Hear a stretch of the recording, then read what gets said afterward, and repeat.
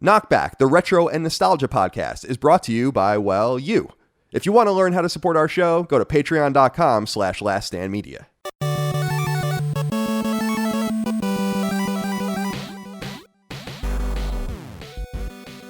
Greetings and salutations. Welcome back to KnockBack. My name is Colin Moriarty. I'm joined as always by my brother Dagan, fool of a took Moriarty. Dig, how are you today? How's your life? Dagan, son of Gerard. Aragorn, son of Arathorn. So annoying. I don't know why that is. I know. It is a little annoying. It's a little annoying. I agree. It is a little also, annoying. like the one or two syllable names doesn't really work. Like Dagan, son of Gerard doesn't sound as good as Aragorn, son of Arathorn. You need at least three syllables, I think, and up in order to sound legit. Also they need to be more related. It's like kind of like a Korean name. It's like Kim Jong-un, Kim Jong-il, you know? That's a good point. Kim Il-sung, you know? Like, and then you play around with it, but there's always a little bit of a recognizable piece in there. Yeah. So it'd be like Colonist, son of Colin, you know? Yeah, tribute the to the third family. son of Colin. Right, yeah. right. Everything has to be a nod to the lineage or whatever. Right. It's very narcissistic. It's incredibly... Very self-indulgent. I have Moriarty tattooed on my back, and I don't think that I'm that indulgent about the family name.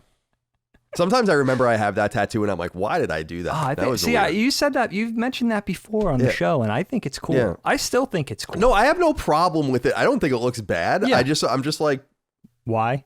Why did I do that? Pride. I don't even remember why I did that. You know, it's been so long. So you had a tattoo moment. I did. With a tattoo that I think is cool. It's not like it's a girl's first name or something, someone you dated, or, you know, it's not going to be a tattoo that loses relevance unless you hyphenate your last name and get married later on and hyphenate. Right. Oh my God. There's not going to be any hyphenated. I'm not going to be involved in any Let's be clear. I'd rather Micah kept her name than hyphenate the name. Okay. That would be my preference. All right. Yeah. All right. If you're going to hyphenate the name, just keep your own name. We're not doing that. We're not going to do the hyphenation thing. Oh my God, no. There was somebody in our family that was considering doing that. Was it Dana? Yeah, Dana. She didn't. No. But I think she did think of it. Yeah. Of doing it. Something she would do. Dude, you know what I've been thinking so much about? You would. I've been... Yeah. We'll save that topic for another show. I've been so... Well, this is a play on words. I've been really haunted by this. I wanted your advice on this. I think I've talked to you about this before because it's been going on for a little while, a month or two. Been having dreams about ghosts a lot. Now, typically, historically with me, if I had a dream about ghosts, it would be kind of cool, actually. I think we talked about this on our dreams episode. I'm not sure. But where I would be having a dream that wasn't really relevant to whatever was going to happen with said ghost. And then all of a sudden, like Grandpa or Mrs. PJ's mom, or somebody that a loved one that passed away would pop up into my dream in the crowd or in the moment, or just walk through and like give me some sort of nonverbal acknowledgement. You know, like they would look through and look at me and smile, or Grandpa would walk through and wink. It would never be a verbal thing. There would never be any kind of verbal exchange of words or anything, but that was the extent of ghosts in my dream. Lately, I've been having scary ghost dreams, and it started with the ghost character from Miyazaki's Spirited Away. That sort of hulking black phantom-like ghost with the white mask that follows the protagonist around. And in my dream, though, it was frightening. You know how a dream could be scary and you don't really know why, you don't know how to articulate why, but in the moment, in that dream, it's scary. Lately, I've been having all these kind of dreams. And I realize it's because if I see a ghost in real life, I'm done. I don't have the mental fortitude or the emotional strength to have a real legit ghost experience. Like if I saw a ghost, I hate to say this, not strong, little bit sensitive. Right. Maybe some emotional fragility. I don't know. I'm just copping to it. You're like Edward in Final Fantasy IV. Keep you in the back Not row. as much of a dandy, though, myself. Right. You wouldn't run away like he did. No, I hope not. Right. I don't know. You know, again, the apple falling far from the firefighter tree. Right. I'm just saying in that same party are 2 6-year-olds that are staying in there. So just... You're just saying. You know. Just saying. So I don't know. The thing is, I think about this a lot, and I think about it a lot because I'm up late. I'm always up late. Everybody's long asleep. I'm lingering in the house 2 or 3 in the morning. I'm downstairs getting a snack at 2 o'clock in the morning. That's not uncommon in my world. And if I saw a ghost, if I had a real legit ghost experience, I think I would shatter. Like there's no way I could endure that. Now, I'm not talking about something that we've all witnessed, like you think you see something out of the corner of your eye or something like that. Something that's you could explain away. I'm saying like a legit ghost experience. Like there's no way that didn't just happen type of thing. So I'm petrified of this happening because I just don't know how I'll deal with it. I don't know what I would do because, and you know what the thing is, Kyle? The big implication about a real life ghost experience is it's not just the experience. It's what that experience really means. Like that the undead exists or that there's ghosts or the way the world works. It's a life-altering experience. That's exactly what I was going to ask you. Completely tweaks your reality. Right. Well, that's what I was going to ask you is, are you receptive to that possibility? I am. I am. Well, okay. Because for me, it's like, I'm really not receptive to that possibility in the way we imagine it. Okay. I think there are lots of things, ethereal, mysterious things we do not understand. I don't think it's as literal as like your consciousness never goes away. Right. And lives in this spiritual plane. I don't think it's that. But I've been having these really philosophical conversations lately with Micah where we're even talking about the nature of God and creation. And I'm really starting to come around to the idea more of I don't know that I'm really an atheist anymore. Like more about, it's really always been more agnosticism, I think. I think maybe it's been a misnomer in some way. And I've come around to this idea of a deist, passive force that probably doesn't even know we exist or care, but is some sort of supernatural force. So I say that only because I don't know that I would think I was crazy, therefore, if I saw a ghost. But if you saw one, you have the mental starting point of being like, this is a possibility. Yes. And therefore you would never be truly shocked, right? I mean, it would just be frightening. Yeah. And I guess there's also always that side of you, whether you believe that's a possibility or not, there's always going to be that side of you, at least for me, that, you could kind of science it away. You know what I mean? Like you could definitely say like, okay, like let me I could put this in this basket. I could explain it this way. Maybe this happened. Maybe I was tired. So on and so forth. So having a real tactile, tangible, maybe it's a longer experience where it happens over, it's not just a short-lived 3 or 4 second thing. Maybe it happens over a course of a minute or two, which could be an eternity of dealing with something like that. Sure. Maybe it's something like that where, Helene's friend has one of her best friends has a ghost story from when she was in college, I think. And it's one of those things where it's like, holy cow, you experienced that and yet you function as a actual regular, normal human being. That's amazing to me. These people that claim to experience these things, it's amazing that they don't dedicate their whole lives to making people realize like, no, this is a thing. And you never hear that. Oh, that's interesting. Yeah, which leaves me dubious that you don't have that person that makes to my knowledge, that makes a career or makes a life out of campaigning for, listen, like this happened, let alone documentation or proof, video or audio proof. Yeah. Every time you see something, it's like, oh, it feels hoaxish.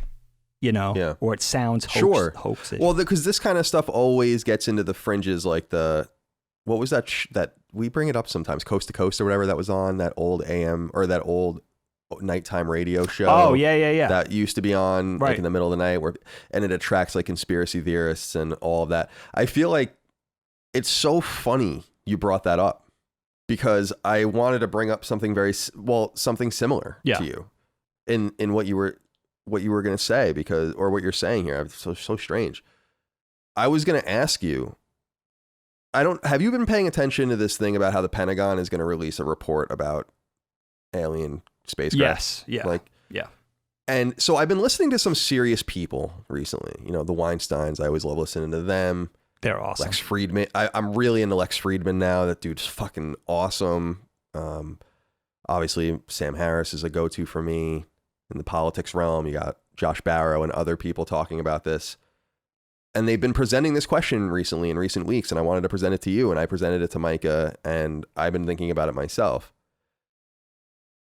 It seems, based on what is being reported, that the U.S. government is going to officially acknowledge that they are dealing with and that their fighter jets have encountered spacecraft or craft that is unknown, unexplainable, that it's not natural phenomena, it is not a mistake on the radar, that it's either two things. Either another country is working on incredible space technology or flight technology, which they could be, and this would be orders of magnitude more than what we have. Yeah. Wow. Or it comes from another place. And it to your point about this, you're talking about like if this ghost story thing happened, you had this experience, you would go be like an evangelist.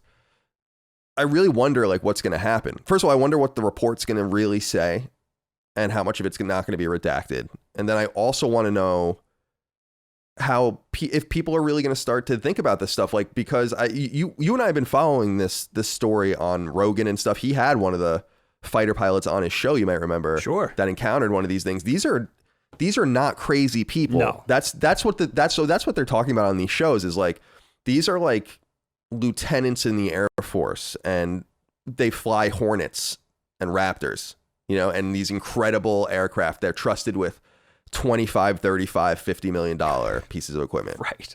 They are encountering and filming their encounters with these spacecraft or these craft that are moving and going all over the place faster, and they seem to be trailing them and like kind of stalking them, and then they disappear. Yeah. Or they go here or there. And I'm just kind of curious, what do you think of, have you been following that? You say you have a little bit. Definitely. What do you think of it? And have you thought about that? I mean, to me, I was saying to Micah today,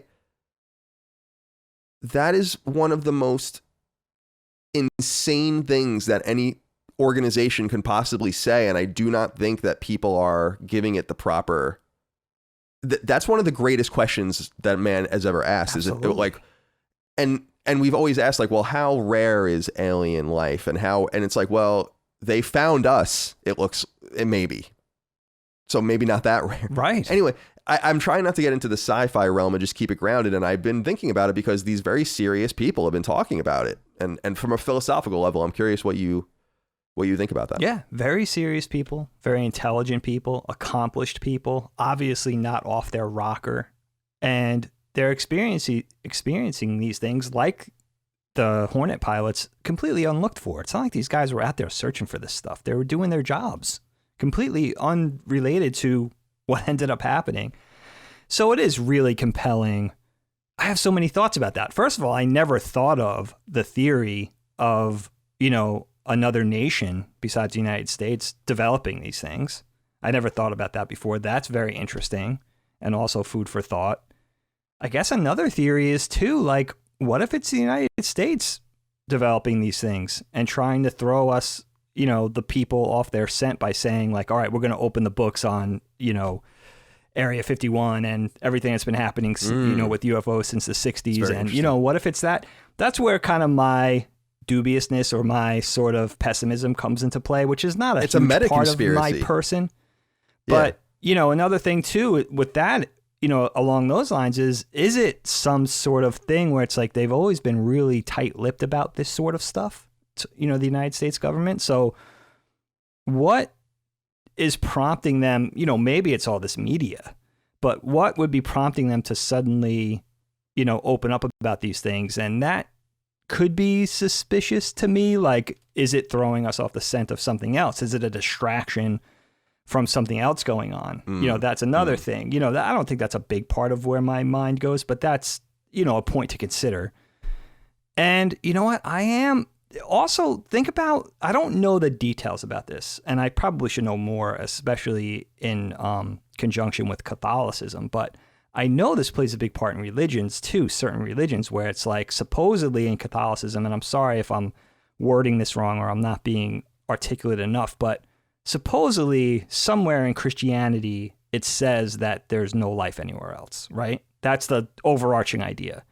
So that opens up a whole nother ball of wax for the planet Earth. So there's so many things to consider, but I have to say, religion aside, I am really open to the possibility of life on other planets. It almost seems unthinkable that there wouldn't be some extraterrestrial life outside of Earth somewhere. I mean, it almost seems to be laughable in some ways if you really think about it from a scientific perspective. And I don't know that much about the science, but just in an overarching way, you know. So there's so much interesting going on with that. But the United States government, you know, opening the books on aliens and UFOs and encounters, and I mean, this is unprecedented. I mean, this is a huge thing. It's like, it would almost be like them opening the books on the Kennedy assassination. Right? Very similar thing where it's like some of the biggest questions, some of the biggest mysteries that we've ever had, especially in contemporary times. So yeah, it's unbelievable. I like what you said about the kind of meta conspiracy. I never thought about that either, about how like, well, they're like, we're to obfuscate our own advanced technology programs that not even the parts of the military are privy to. We need to, like, our fighter jets are encountering these craft we're making. And the targeting radars on these craft are encountering and engaging with these craft and then losing them, you know? So it's interesting, whatever's going on. And so, yeah, it could be this meta conspiracy where, you know, it gets a little Alex Jones-ish, I guess. I guess all of this kind of is, but yeah, it's so fascinating because in my mind, I can make all of this make sense about how this all happened. And it all makes sense to me, assuming they came from another place. They were attracted to Earth because we started setting off nuclear bombs. I think, and that happened in 1945.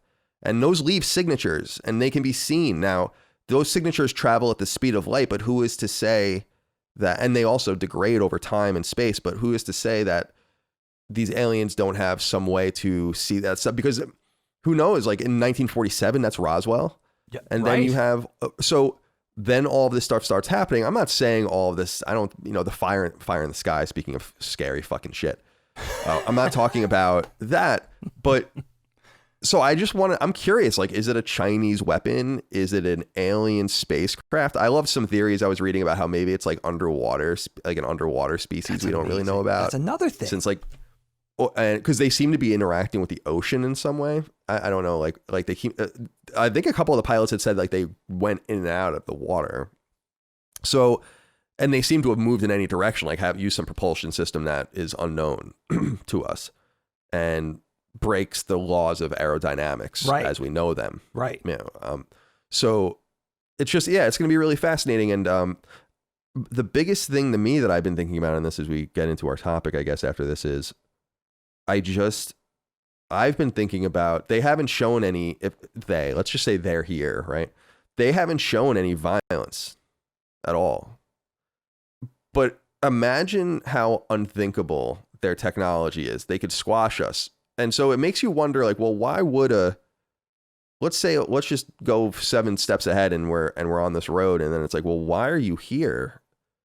Why do you want to be? Are you just observing us and like seeing what's going on here? And because they could squash us, and it is questionable. I know Stephen Hawking always was like, don't let aliens know you're here. Like, we should never let anyone know we're here because they'll come and kill us. And then there's this whole other side of the coin where it's like, they would never want to. Did he say that? Yeah, he was mortified of giving any indication that, like, we used to, because there's this whole movement or series of movements and initiatives and stuff to send messages to specific star systems, right? Like, you can beam data, just really focused data, like to Sirius or something, and just see like if anyone picks it up. And he's like, you cannot let anyone know we are here in that overt of a way. They'll come here and you don't know what they're going to do. Wow. And I think he always used the reference of like, look at what the Europeans did to the Indians. Like, it doesn't matter if their intent was to kill them all or subjugate them all, they did. And yeah, sure. And the interaction between, holy shit, the anthropological interaction between us two societies so far separated from each other that they cannot even understand each other, basically. Right. Because imagine if these things are they're on a plane totally different. They're working with technology and forces like maybe dark matter and stuff that we don't even know anything about. So if they're able to travel here, they probably can do it faster than light as well. So how are they doing that? No, we don't even, that breaks physics completely. So unless you use wormholes and stuff like that. And so maybe they've mastered space and time, or maybe it's a Chinese spacecraft, which is even scarier. Yeah. That's what they were actually saying on the National Review podcast I was listening to, where they're like, what is the scarier thing? Is it scarier that like China made that, or is it scarier that it came from another planet? And I'm like, no, it would be 10 times scarier if China had that. Right. The possibility. I'd rather the aliens than I'm way more scared of the communists than I am of the aliens. Well, I'd rather be with the aliens. Just that there's this notion that there's obviously other powers on the planet, but the United States is more advanced. The possibility of another nation being that much more advanced secretly, covertly, is a frightening thing, especially with the adversarial relationship between the United States and China in many ways. It's just a reality of the situation. We're rivals. Yeah, definitely. But I like the ant farm theory too. Like, the aliens are just, why decimate us? Like, it's like the humans to an ant farm. It's like, it's much more fascinating and educational to just observe. Yeah. And I also hold fast to the theory, I know I said this before on the show, that I like the theory that it's advanced human civilization traveling back in time, and that's why we only see them sometimes, because it's like they have a million different times to jump back to, Yeah, I love, that's an awesome theory too. I mean, it gets all into the realm of sci-fi, but it's fascinating stuff. Like assuming I guess we'll just see, like maybe this won't be as exciting and interesting as people expect, but it's just been piquing my interest because I've always been interested in this in some way. And I know you have too. I remember you and I scaring the shit out of each other with stories we would tell and like how creepy. You and I love that kind of, I don't know why we're into the supernatural, but like sci-fi supernatural shit. And just, I can't avoid the fact that it's just coming up in a lot of places. It's just coming up and very casually. And I don't know. I just wanted to get your take on that. So I guess we'll see what the aliens have in store for us. But I think my theory really is that an outside race, just like we judge each other based on the access to atomic energy, I think when we started sending out signals unintentionally that we were exploding bombs, it wasn't that they were afraid or anything, or that they were afraid we were going to kill each other. They were like, there's something. What's happening? Right. Yeah. Something like these guys passed some sort of meaningful milestone and we need to go check in on that now. I love that. Yeah. I never even heard of that or thought of that before. You got the premise of pretty good sci-fi there. I would also love if the B movie Schlockmeisters of the 50s got it right. Like these guys come down with like giant rubber boots and giant phaser guns and like this is like Flash Gordon enemies. Like, holy shit, they were awesome. Right. That's metallic UFOs. Like the only thing we have to see now is like, are they going to be like the gray aliens? Like the gray type big eye aliens? Like that just came from somewhere, and I hope not. Those things are fucking horrifying. Oh, horrifying. Even if they're like, we come in peace, I'd be like, you guys got. You can't look like that. Welcome to Earth. You can't look like that. You just look. It's like a spider. Yeah. It's like you could be the friendliest thing in the world, but you just look insidious. I can't. They have to build. It's like Independence Day, how like the aliens build those even bigger aliens that they ride in or whatever. But it's like they have to build like human looking like pretty women or like handsome men, just because they're like, you have to understand inside this is a husk. We are horrifying. But we understand that it would scare you. We know enough about you. Oh, now you got the makes of a comedy. They can't like use their arms. They're trying to pick things up. Like,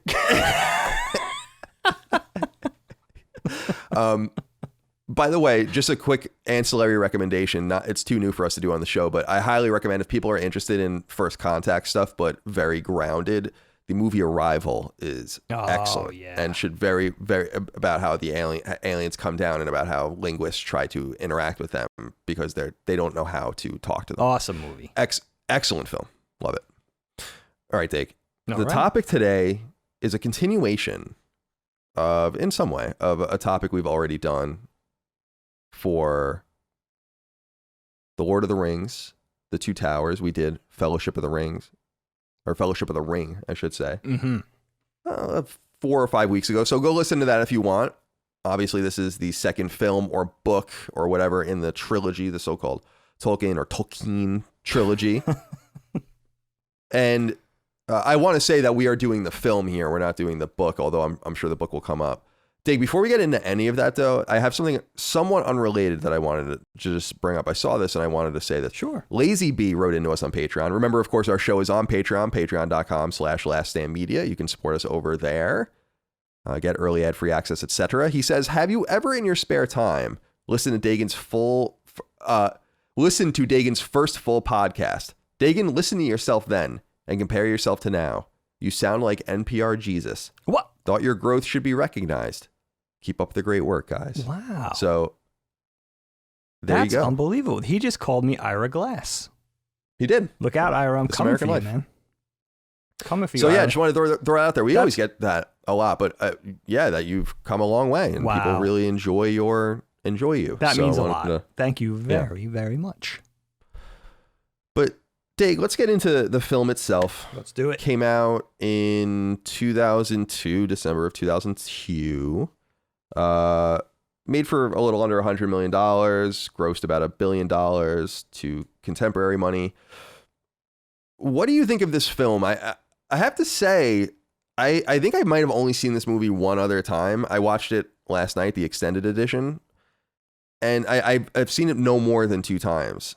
And we've gotten far enough away from me having read the books. Like I made a critical error, I think, in something I said in the last episode, where I don't really remember when things happen or how things happen.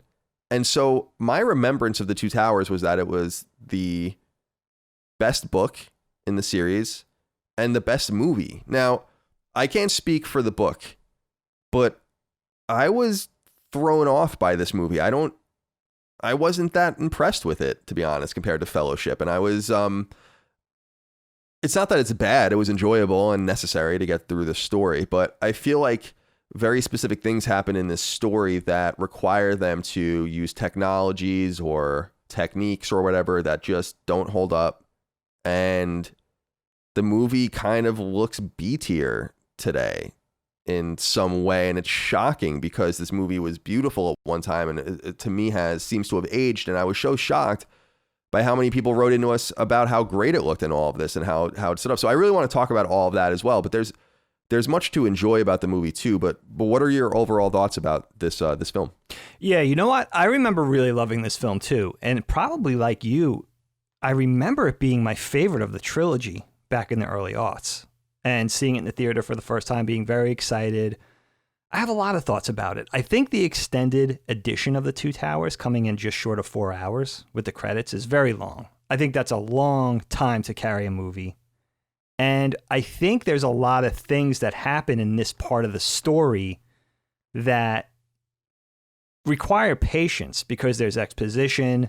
There's long periods of time where characters are kind of getting from point A to point B. There's transitioning. There's the whole bit with the Ents, which requires patience because they're trees and they kind of move at the pace of molasses. So there's a lot in this story, and I like that. Well, you talked about, first of all, in relation to the books, and going back and jumping in, not just the extended edition of The Two Towers, but just the 3 movies proper.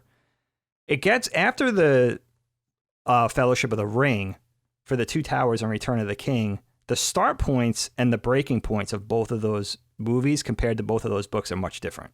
They do a lot of juggling. And I know that a lot has to be said with initially being under Miramax and then going from Miramax to actually being produced under New Line and, you know, having them to juggle the scripts around once it went from the Weinsteins to New Line and all of that. But I always liked in the movies that, and the books too, that the Fellowship compared to The Two Towers feels so different. The Fellowship has a group, a party, a very fantasy-like D&D-esque type party going out on this adventure, and they're all together. And then in the second film, they're broken into 3 different parties. So it's a different thing where you have Sam and Frodo together, you have Merry and Pippin, and then you have Aragorn, Legolas, and Gimli, and they're each on their own adventure. And I think for me, now looking back retrospectively and saying, okay, which one do I enjoy better? I actually do like them all together better. I just think that it seems like a proper adventure. It's like, all right, we're going to magnify the action, the adventure, the fun from 1 to 2, saying like, okay, now we could have 3 or 4 times the fun Like we have these different parties. They're each on different escapades, on different stages of their adventure. But I think looking back, I like the Fellowship better. I like their adventure when they're all together better, rather than we just jump to one part of the party at a time. And the other thing I found myself doing in this time watching, I watched the extended edition in its entirety sometime last week. And then Helene and I sat down and watched it again last night. And it's a pretty long undertaking. But besides that, I found myself comparing this movie trilogy to the original Star Wars trilogy, in that I realized that they were our party of ring bearers were going on this. They were sort of enduring their Empire Strikes Back-esque part of their expedition late in the first movie, right? Gandalf dies, Boromir falls, Frodo's sort of forced off to go on his own. Sam tries to follow, nearly drowns. Merry and Pippin are kidnapped by the orcs, and then Aragorn, Legolas, and Gimli have to choose which party of hobbits they're going to go after. So, dark times. They're going through their Empire Strikes Back moment right at the end of the first film. So, the beginning of the second film, they're already sort of going through they've already gone through their darkest moments, and they're trying to gain back momentum for the good guys, the heroes. Where, you look at episode 4 of Star Wars, the ragtag group of good guys sort of has their victory over this nearly impossible victory over this much larger force in the Empire. They gain, it ends with their award ceremony, and they destroy the Death Star, and everything's on the up and up, and then they're thrown into when the Empire seeks them out and is going for their retribution in the beginning of the second movie. It's a much different formula. So I realized that too. I found myself comparing the two, and I think, there's something in this movie where I get impatient. It kind of brings on impatience, because I'm wondering what's going on with Sam and Frodo. Sam and Frodo's sort of part in this is very dour. It's very dark, and it should be. It's the oppression of the ring on Frodo's conscience. They're also being kind of dogged by this force in Gollum, which they can't really trust, and it's kind of unpleasant to bear. And then you go to Merry and Pippin. I think their whole thing is a little more upbeat, it's a little more fun, and then they kind of get dragged into the whole thing with the Ents, which is a thing where it's like, oh my God, come on, like, Mordor's coming, and like these Ents really need to jump in and help. The forces of good really need the Ents, and that's a thing that you're trying to be patient with. All right, come on. And then I think the Aragorn, Gimli, and Legolas arc is a little more satisfying. They're going out, they're riding on to find, to help Merry and Pippin, thinking like, okay, Sam and Frodo are kind of off to their own devices. Let's go help the other two. And then they're sort of drawn into this thing where they, fall upon Rohan and realize the king is under the thumb of Saruman, and they have to, and it's like this long coming war with Mordor, which is starting to press on, and they're starting to endure that. So I feel like every time you're with part of the party, you're getting impatient for what the other one does. And then with the other, you know what I mean? It's like it seems like it's a little bit hard to have patience when you're trying to, you're kind of worried about the other party when they're not on screen. Then when we're with the party, it's kind of unpleasant. And then, you know what I mean? I think it was more fun to just have them all together.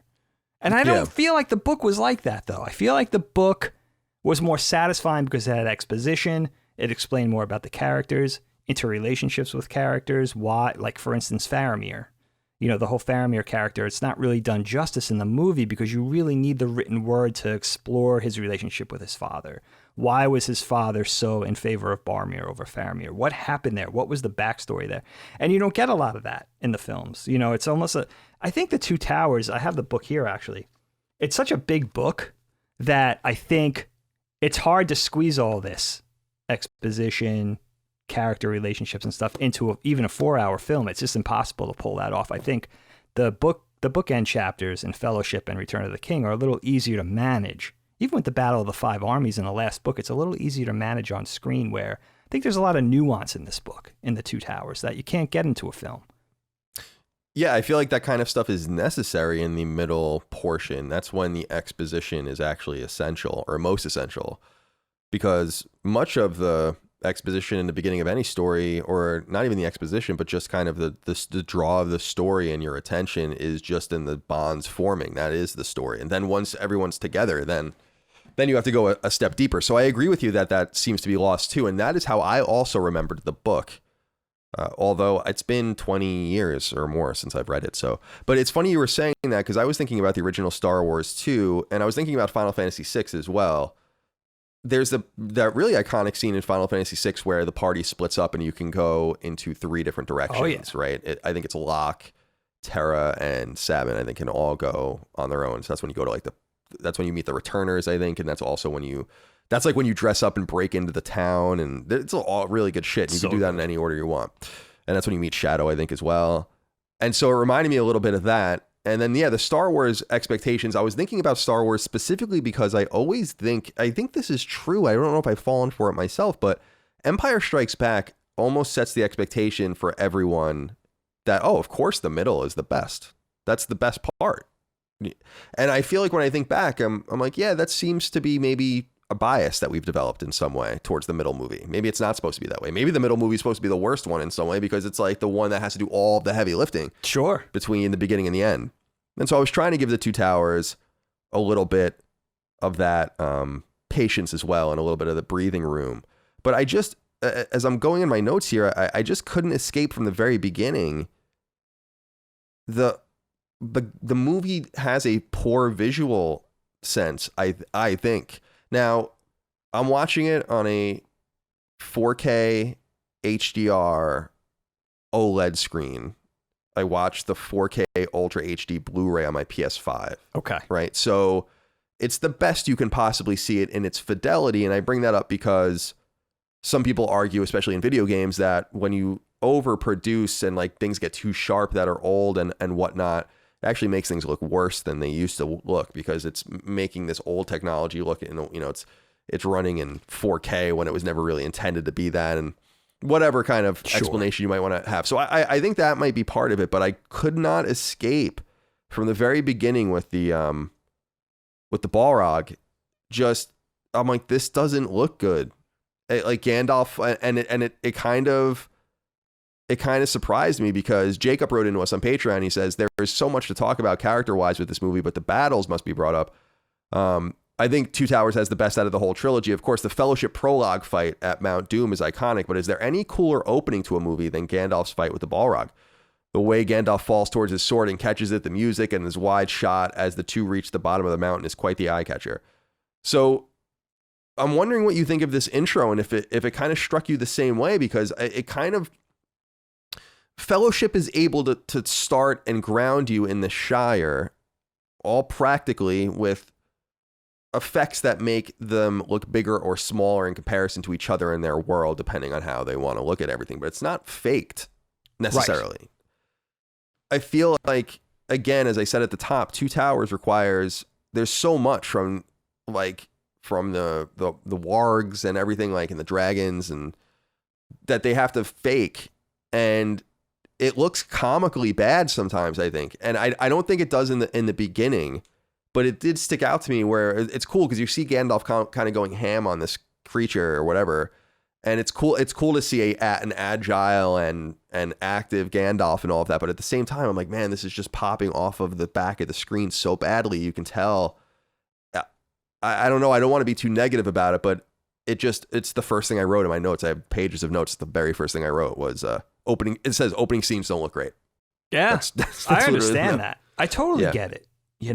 I think we're so spoiled. We talk about this a lot on the show, but I think we're so spoiled by the rapid evolution of technology in entertainment, specifically visual effects. I mean, the leaps and bounds that we take on a year-to-year basis are pretty aggressive, really, really dynamic.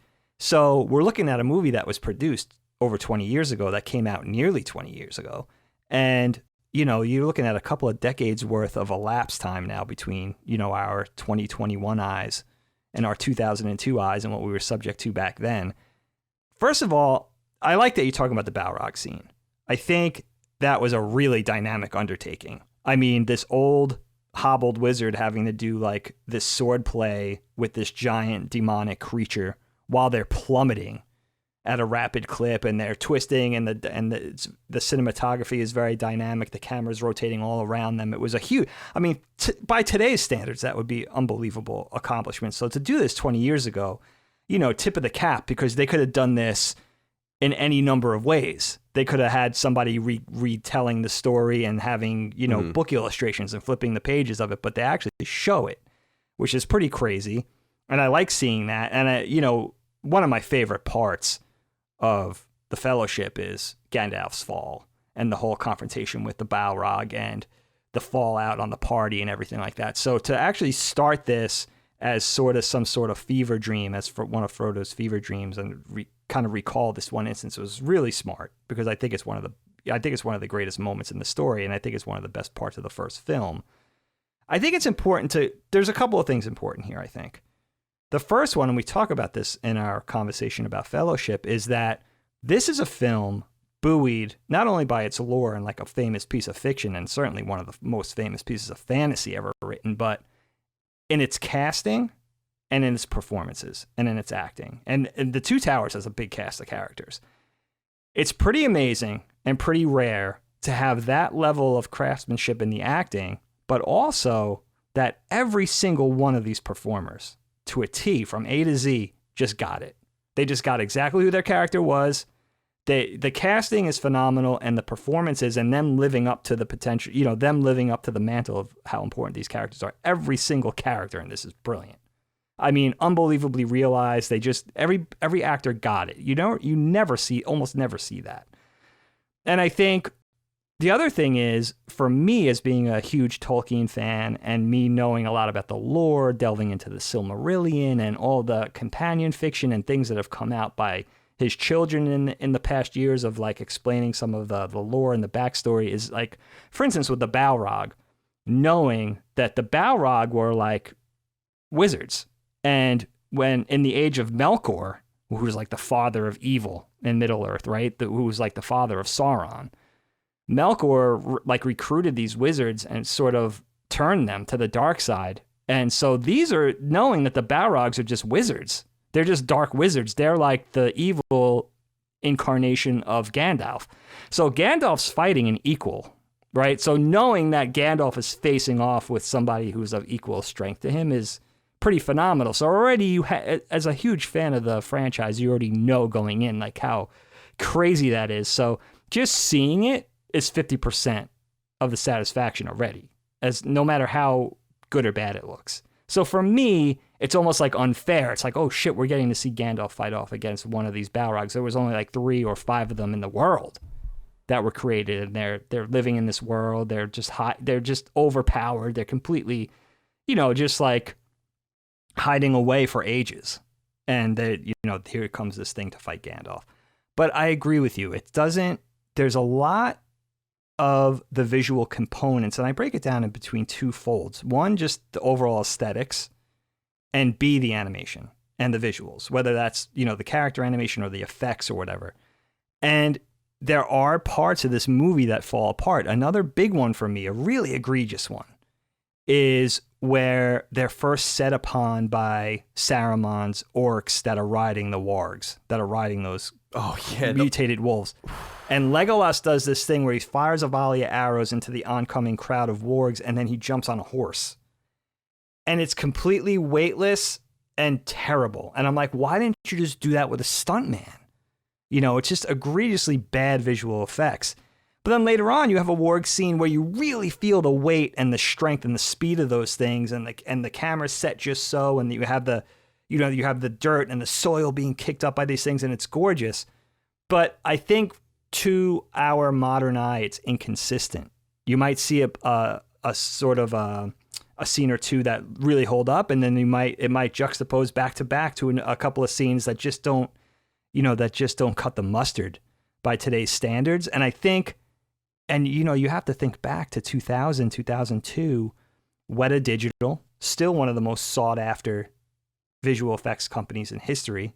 You know, this is one of the best at the top of their game. And still, I think just because of that aggressive evolution of visual technology and media and what our eye will, bear with, and you can't, there's no tricking the eye. You could do fire, you could do snow, you could do visual effects for certain things. But when it comes to humans or human-like characters, we have a very discerning eye. It's the same thing with static art. If we go into a museum and see a painting of a nude of a person, even those that don't fancy themselves artists are going to say, like, there's something about this that doesn't look right, or it's a Da Vinci or a Rembrandt, where it's like still holds up to our eye, some of the best that ever lived.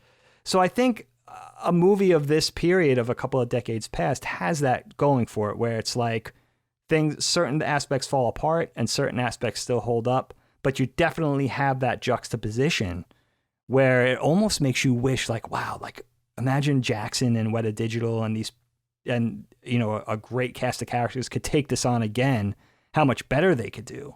Right. It's almost heartbreaking in a way that they couldn't just wait another 2 decades, because imagine what they could do now. Right. That's what I was thinking about. The wargs, I'm glad you brought up, because they're such cool cool creatures, but I think that scene is egregious at times. Like you said, like it's just holy moly, this doesn't hold up. And it is interesting because it was very brave to undertake this and to do it, like you said, very front facing, not trying to hide anything or be cute. And like you said, flipping through a book or whatever to be like, this is how it all went down, which would have been fine. And I think people would have understood that. But it is cool that they confronted this problem head on and endeavored to do the best they could. And that's the problem, is that, and I love that you brought up the inconsistency, because in the beginning you have this, it does vacillate between this beauty and then this really weird, it almost looks a little budget, which is so strange because it's such an expensive movie. And I was wondering if part of it was that they had to kind of commit to probably an older or more static technology because they committed to doing these movies all at once. So, and they had to deliver them very quickly. And I do wonder if Two Towers suffers in some way. I don't know one way or the other, but behind the scenes, if they needed more time or whatever and just couldn't get it, because this stuff was all filmed. And so again, like they had to commit to the shots, they had to commit to how they were going to incorporate the digital aspects of a shot into it. And they had to figure this out in 2000. Yeah. And then they were kind of probably locked in at that point. And then, so I wonder if that has something to do with it as well. And it's a shame because in the beginning, you see this really wonderful shot when they are looking towards Mordor and Mount Doom in the distance. And there's several shots like that as they get closer to it. And it's beautiful. It incorporates the beautiful scenery, native scenery of New Zealand with tasteful digital accompaniment.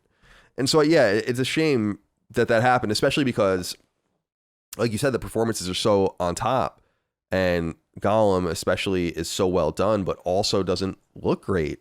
I'm sorry, like it would be really impressive if everything else was digital, but it's not. And it's funny, I can't believe I'm going to say this, but the Star Wars prequels look way better than these movies, because at least they committed to an all digital kind of thing. So there's nothing too egregious in those movies like I've seen so far in Two Towers. But we brought up Gandalf, and so we should talk about him immediately.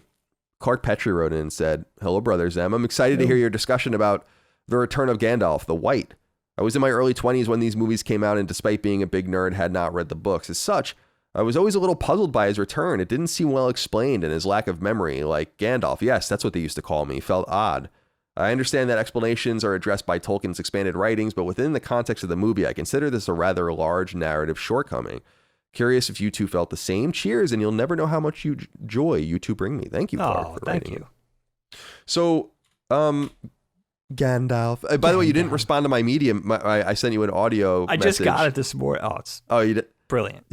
Yeah, I just recorded a voice memo to Dig, and I just said, Gandalf. How Shout out to Elijah Wood. Yeah, Elijah Wood would say it, but he makes it. Yeah. So what do you sweet. think about Gandalf coming back? It was kind of funny because I was kidding around with Micah as we were watching it. I'm like, if you just watch Gandalf in the comedic context of an old, like, doddering senile man, it's really funny. Like, really funny. But it's not. But obviously, that's not the way it is, and it is a little weird. But it's cool to see him come back. We had someone write in. I don't know if I kept it in here. I don't think I did, but someone had written in too. Oh no, you know what? Let me read this as well. Sure. Kevin Weidert wrote in and said, "Hi, Dag and Kyle. Yo. I grew up not knowing the Lord of the Rings novels and was about 12 when this movie came out. I was always a little let down that they put Gandalf the White in the promotional materials because it was so impactful when he died in Fellowship. Had they showed restraint, it would have been a massive reveal for those of us who didn't know the story." Great point. Did you see this as a faux pas, or did this fall into the too old to be a spoiler category because of the novels? I will say, just to Kevin's point, Micah said the same exact thing, and she had never seen it, and she was surprised. And my response to her was like, I was like, "You're surprised that Gandalf's back? You thought that they were going to kill?" But that was like a kind of like, well, to me, I'm like, that's a Darth Vader is Luke's father's level spoiler, but. Truth be told, it's a good point. So anyway, talk to me a little bit about Gandalf, how they incorporated him. Obviously, we have a lot of love for this character. Oh, yeah. So how do you think he went here in Two Towers? That's such a fascinating, compelling thing for me. And a good reminder for a boomer like myself. Like, a lot of people started that generation. There's those generations that started the trilogy with these films. And then hopefully went back and read the books. You son of a guns. You better do it. No balls? No balls. But yeah, that's a great point, because for us, like for a guy like me in his mid 40s, I'm 47. That's not mid 40s anymore. Let's be honest. Let's just, all right. It's cathartic for me. All right. I said it. So, for a guy like me though, it's like, yeah, it's almost like that Darth Vader-esque thing where it's like, it's just known nerd culture knowledge now, but it wasn't for everybody. So to have that in the trailer is interesting. But I think, Gandalf, right? He's the anchor of this entire team. They need his wisdom. They need his experience. And when he falls in the first part of the story, you're like, that's the worst loss they could have possibly endured. Really? Like, they're going to kill him. So it's like, that's a powerful thing to happen to this poor group of people.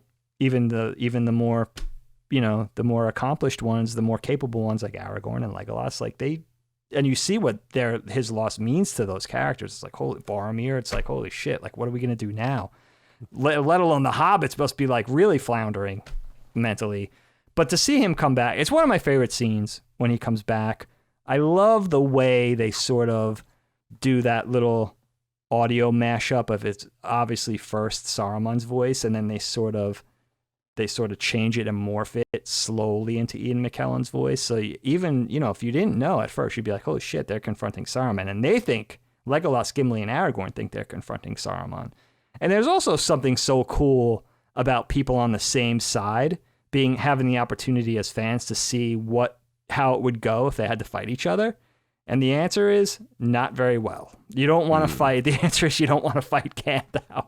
Aragorn could have maybe held some smithy gloves or something so he didn't burn the sword out of his hand. So maybe he would know for next time to wear some big blacksmith gloves or something. But I love that part. Even though it's brief, you see that he returns to them, and also just knowing that Gandalf is, I don't know the exact way to articulate this, but he's a servant of the gods.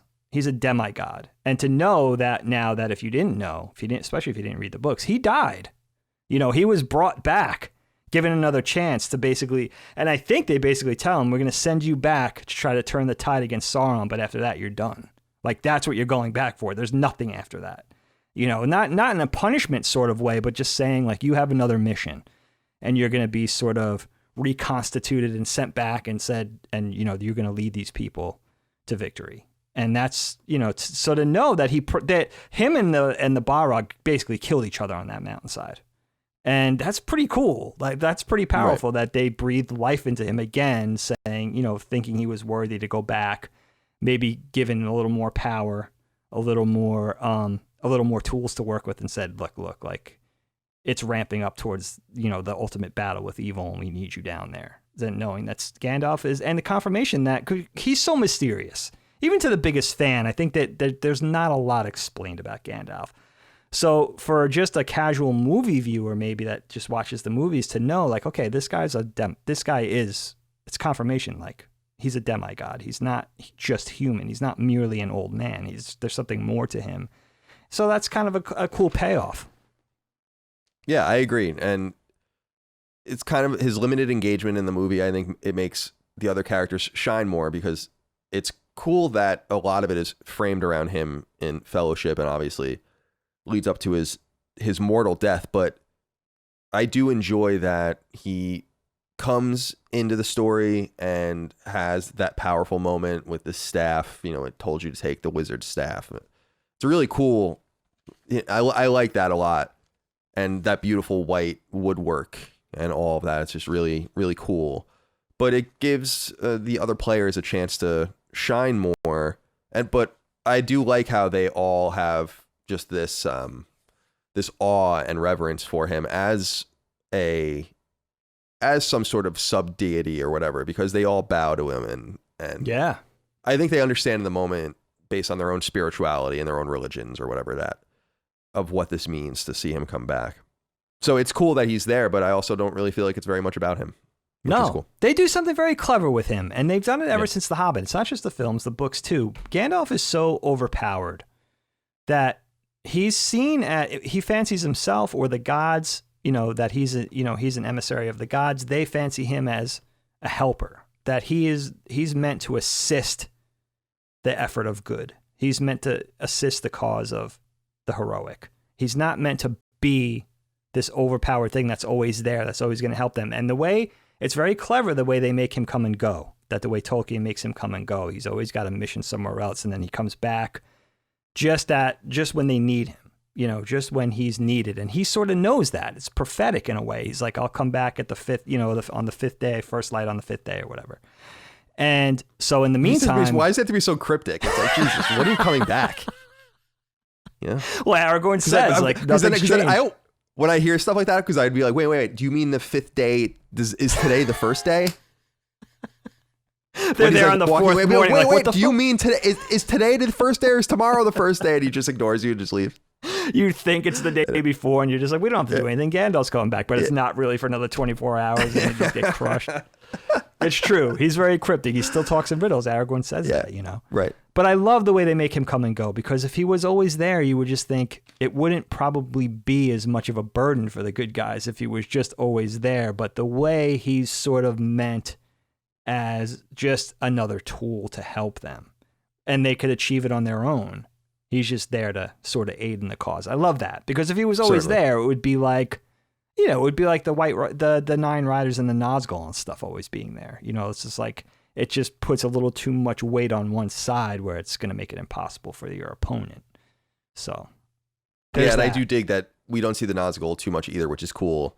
And the one encounter that they have where Sam tackles Frodo in front of the dragon riding one is a really cool shot, and that shot looks great as well. I was going to just ask, how did you feel about seeing Shadowfax? Yeah. Lord of Horses. Yeah. Sexy. A little too sexy. Yeah, he is very sexy. I mean, that's where the brony started. It wasn't with My Little Pony. No, it had to be with Shadowfax. Someone's having sex pretending they're Shadowfax. I mean, and to be a horse that's sexy, not even a unicorn or a Pegasus, like to be just a horse, it's rare. Yeah. Let's talk about some of the other players here and see what we feel or how we feel about their inclusion. Jace McCarver wrote into us on Patreon and says, "Hi guys, I wanted to hear your thoughts on the growing friendship between Legolas and Gimli in this film. The counting of kills will always make me smile, and the banter between them both in the Battle of Helm's Deep is iconic. Thanks for all you do." Thank you, Jace. Thank you for writing in. So what do you think of these two characters? I love both of these characters as individuals, and I do love their interplay with each other.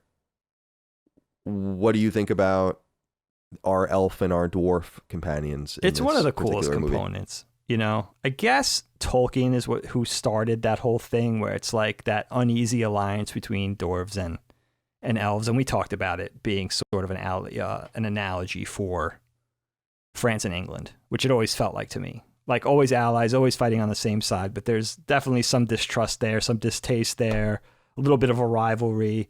And we know that about elves and dwarves, so to have this elvish prince and this important dwarf sort of be these two mantles of like, no, your people could get along and in fact love each other if you just spent meaningful time together. You know, they're on the same quest.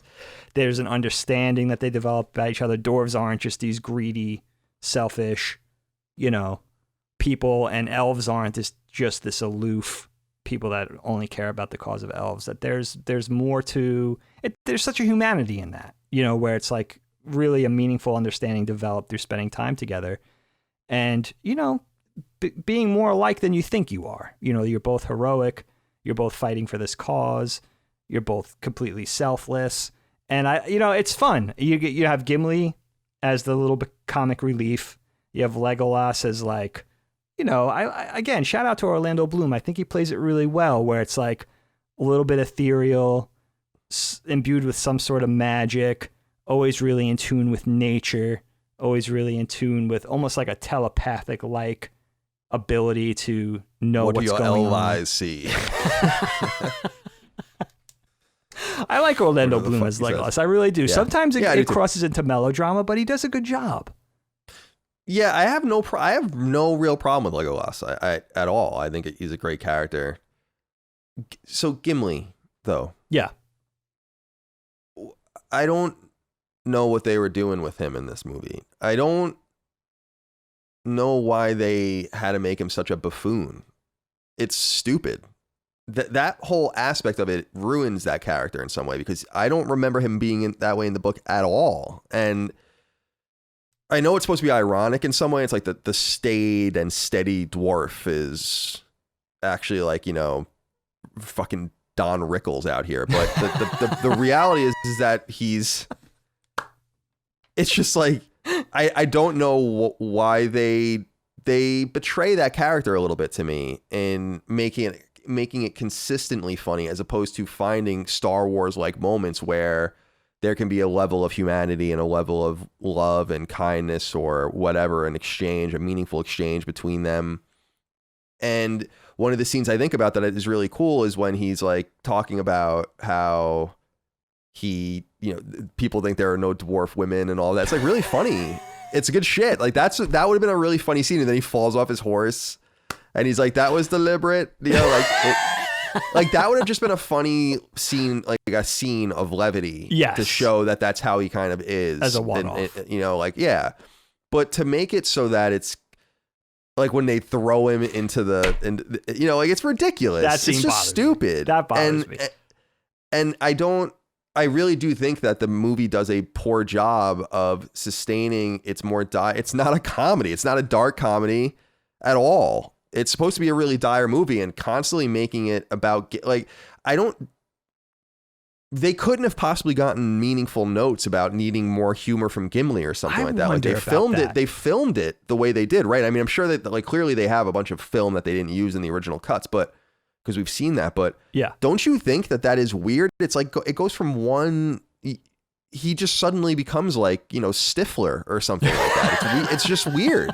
Pure comic relief. Yeah. And it's like, he's supposed to be a battle hardened warrior with his axe. And it's funny watching him try to run and keep up with them. And it's funny to like, but it's got to be used in more limited ways. Every time you see him, it seems like he's being made fun of or making fun of something else. And I don't know how that benefited the movie, other than making it, I guess, more appealing to children or something. Maybe that was the feedback, is that this movie is just so violent, or so Helm's Deep is too scary, or I don't know. I mean, what are your thoughts on it? It does almost feel like a bad New Line executive note, like, oh, we need some levity, we need some comic relief, let's make the dwarf more self-deprecating, or, you know, the butt of everybody's jokes or whatever. But it's cute if it's maybe the parrying relationship between the elf and the dwarf, or like you say, it happens once or twice, but to be like, that's completely Gimli's role in the film, you know, and indeed in the trilogy, as it becomes, really, as I remember, for Return of the King, we'll watch that soon. It's almost like they were like to John Rhys Davies, like, just be Sala, just be a short Sala from Indiana Jones. Like, bad dates, Indy, like that type of thing. It's like, right. You're just reprising your role as Sala. You just shorter, and you have an axe and a beard. You know, it almost seems like that, like where he's like, and you know, it's interesting. That's because funny. You know, Davies has more range because he also voices Treebeard. So, it's like the guy has the tools. I think he was cast well for Gimli. It's just like, yeah, you want to see.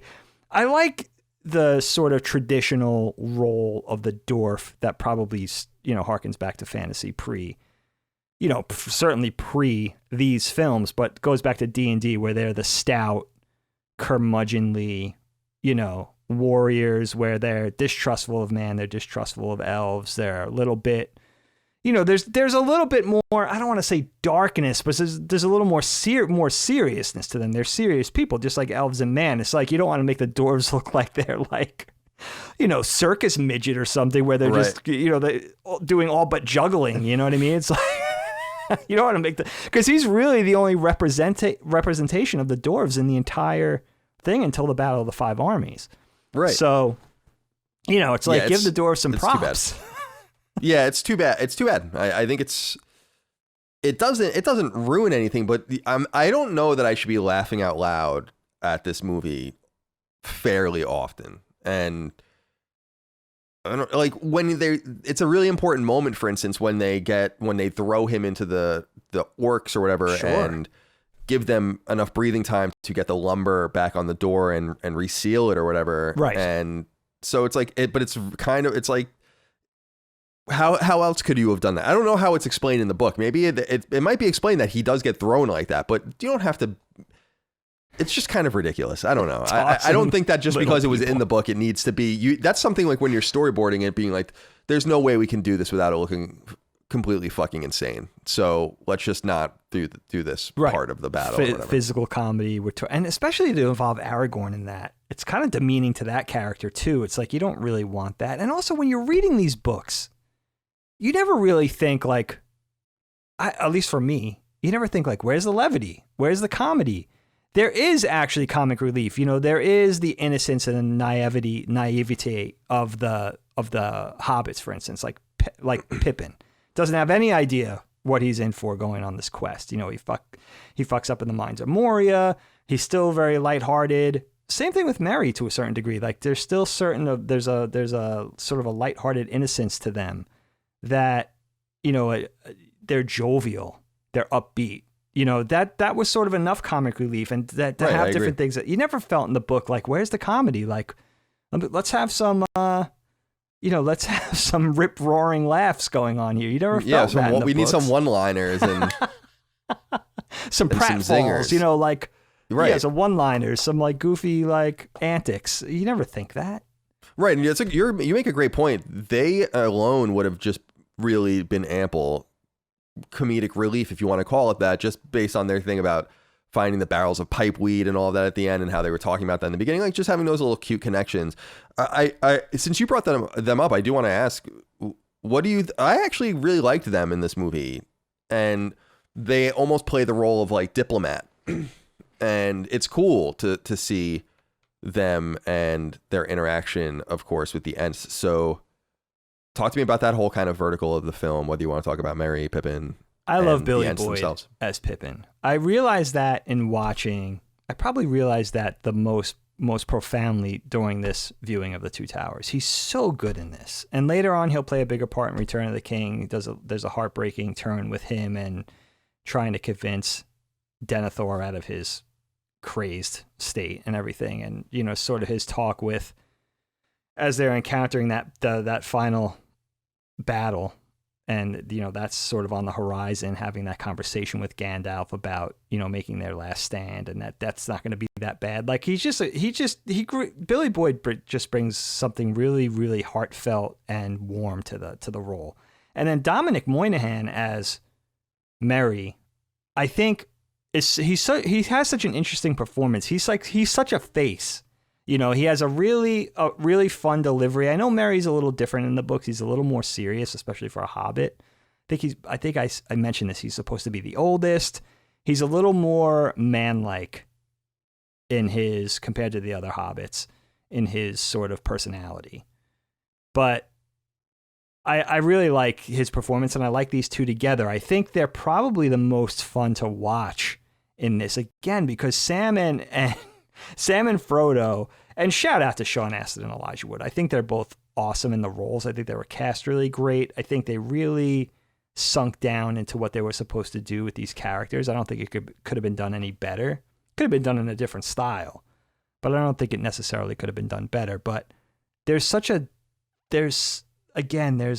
sort of dourness and an unpleasantness to what's going on with these characters in this film. So I like that you have the Merry and Pippin turn, where it's like their stuff is a little more, it's just a little more fun to watch, I think, in this film. Yeah, and we do have a question in regards, since they're really only seen or mostly seen with the Ents.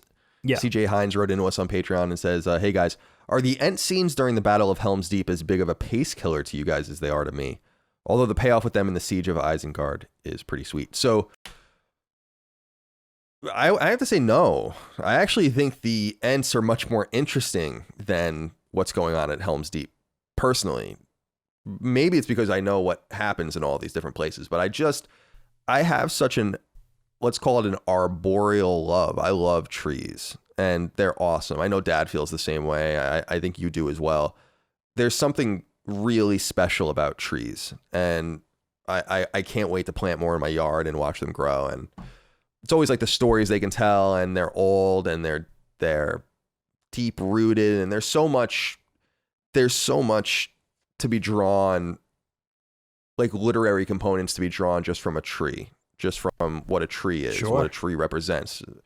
It's earth, it's old, it's mana, it can commune with things, and whatever you want to however you want to categorize it. So seeing the Ents and kind of the trees, the tree shepherds, and the way they interact with each other and talk slowly and everything, their relation with time is just different, I think is super cool. And it's probably very hard, because they are necessary to the story, it's probably very hard to loop that in without literally annoying the audience in some way that they're moving too slowly, because that's the way it is for them. And I personally love the scene of them walking south through Fangorn Forest and moving away from danger, they think, and he's talking and all this, and he walks out into this ravaged part of the forest that Saruman has levied for his industrial needs for the orcs. And I just love that scene where he's like, he says something like, I knew these trees from young nuts and acorns or something, and he says nobody cares for the woods anymore. And that really stood out to me, and I don't know, I love those characters. So to not only see them destroy the orcs and the Uruk-hai is cool, but it was cool to get to know them. I love the forest, I love the woods. We talked about it just a few weeks ago on our show, and I just want to give a shout out to that. I think that's a common complaint as I know it to this film, but I think it's really cool. The only thing, again, it goes back to the CG stuff, where some of the CG looks so bad, not the trees themselves and the forest themselves, but their interactions with Merry and Pippin and the scaling issues and all of that, and some of the shots where I wrote in my notes that some of that stuff looks so bad as to be intentional. That's like wow, how, yeah. Like there are some shots where I'm like, this looks so bad that it's almost like a stylistic choice to make. Like there are points where they look like miniatures in certain shots. Yes, I agree with you on poor, like Mr. Rogers' Neighborhood type miniatures. Yeah. And that's, again, a real shame, because it undercuts the whole, you're right. Like I want to see what these would look like today, because it would be like, just think of Game of Thrones. It's an HBO show. It's not like it's anything that special. All of that special effects look way better than this. Yeah. So it's a shame, but it doesn't undercut my love of the Ents. Talk to me about the Ents.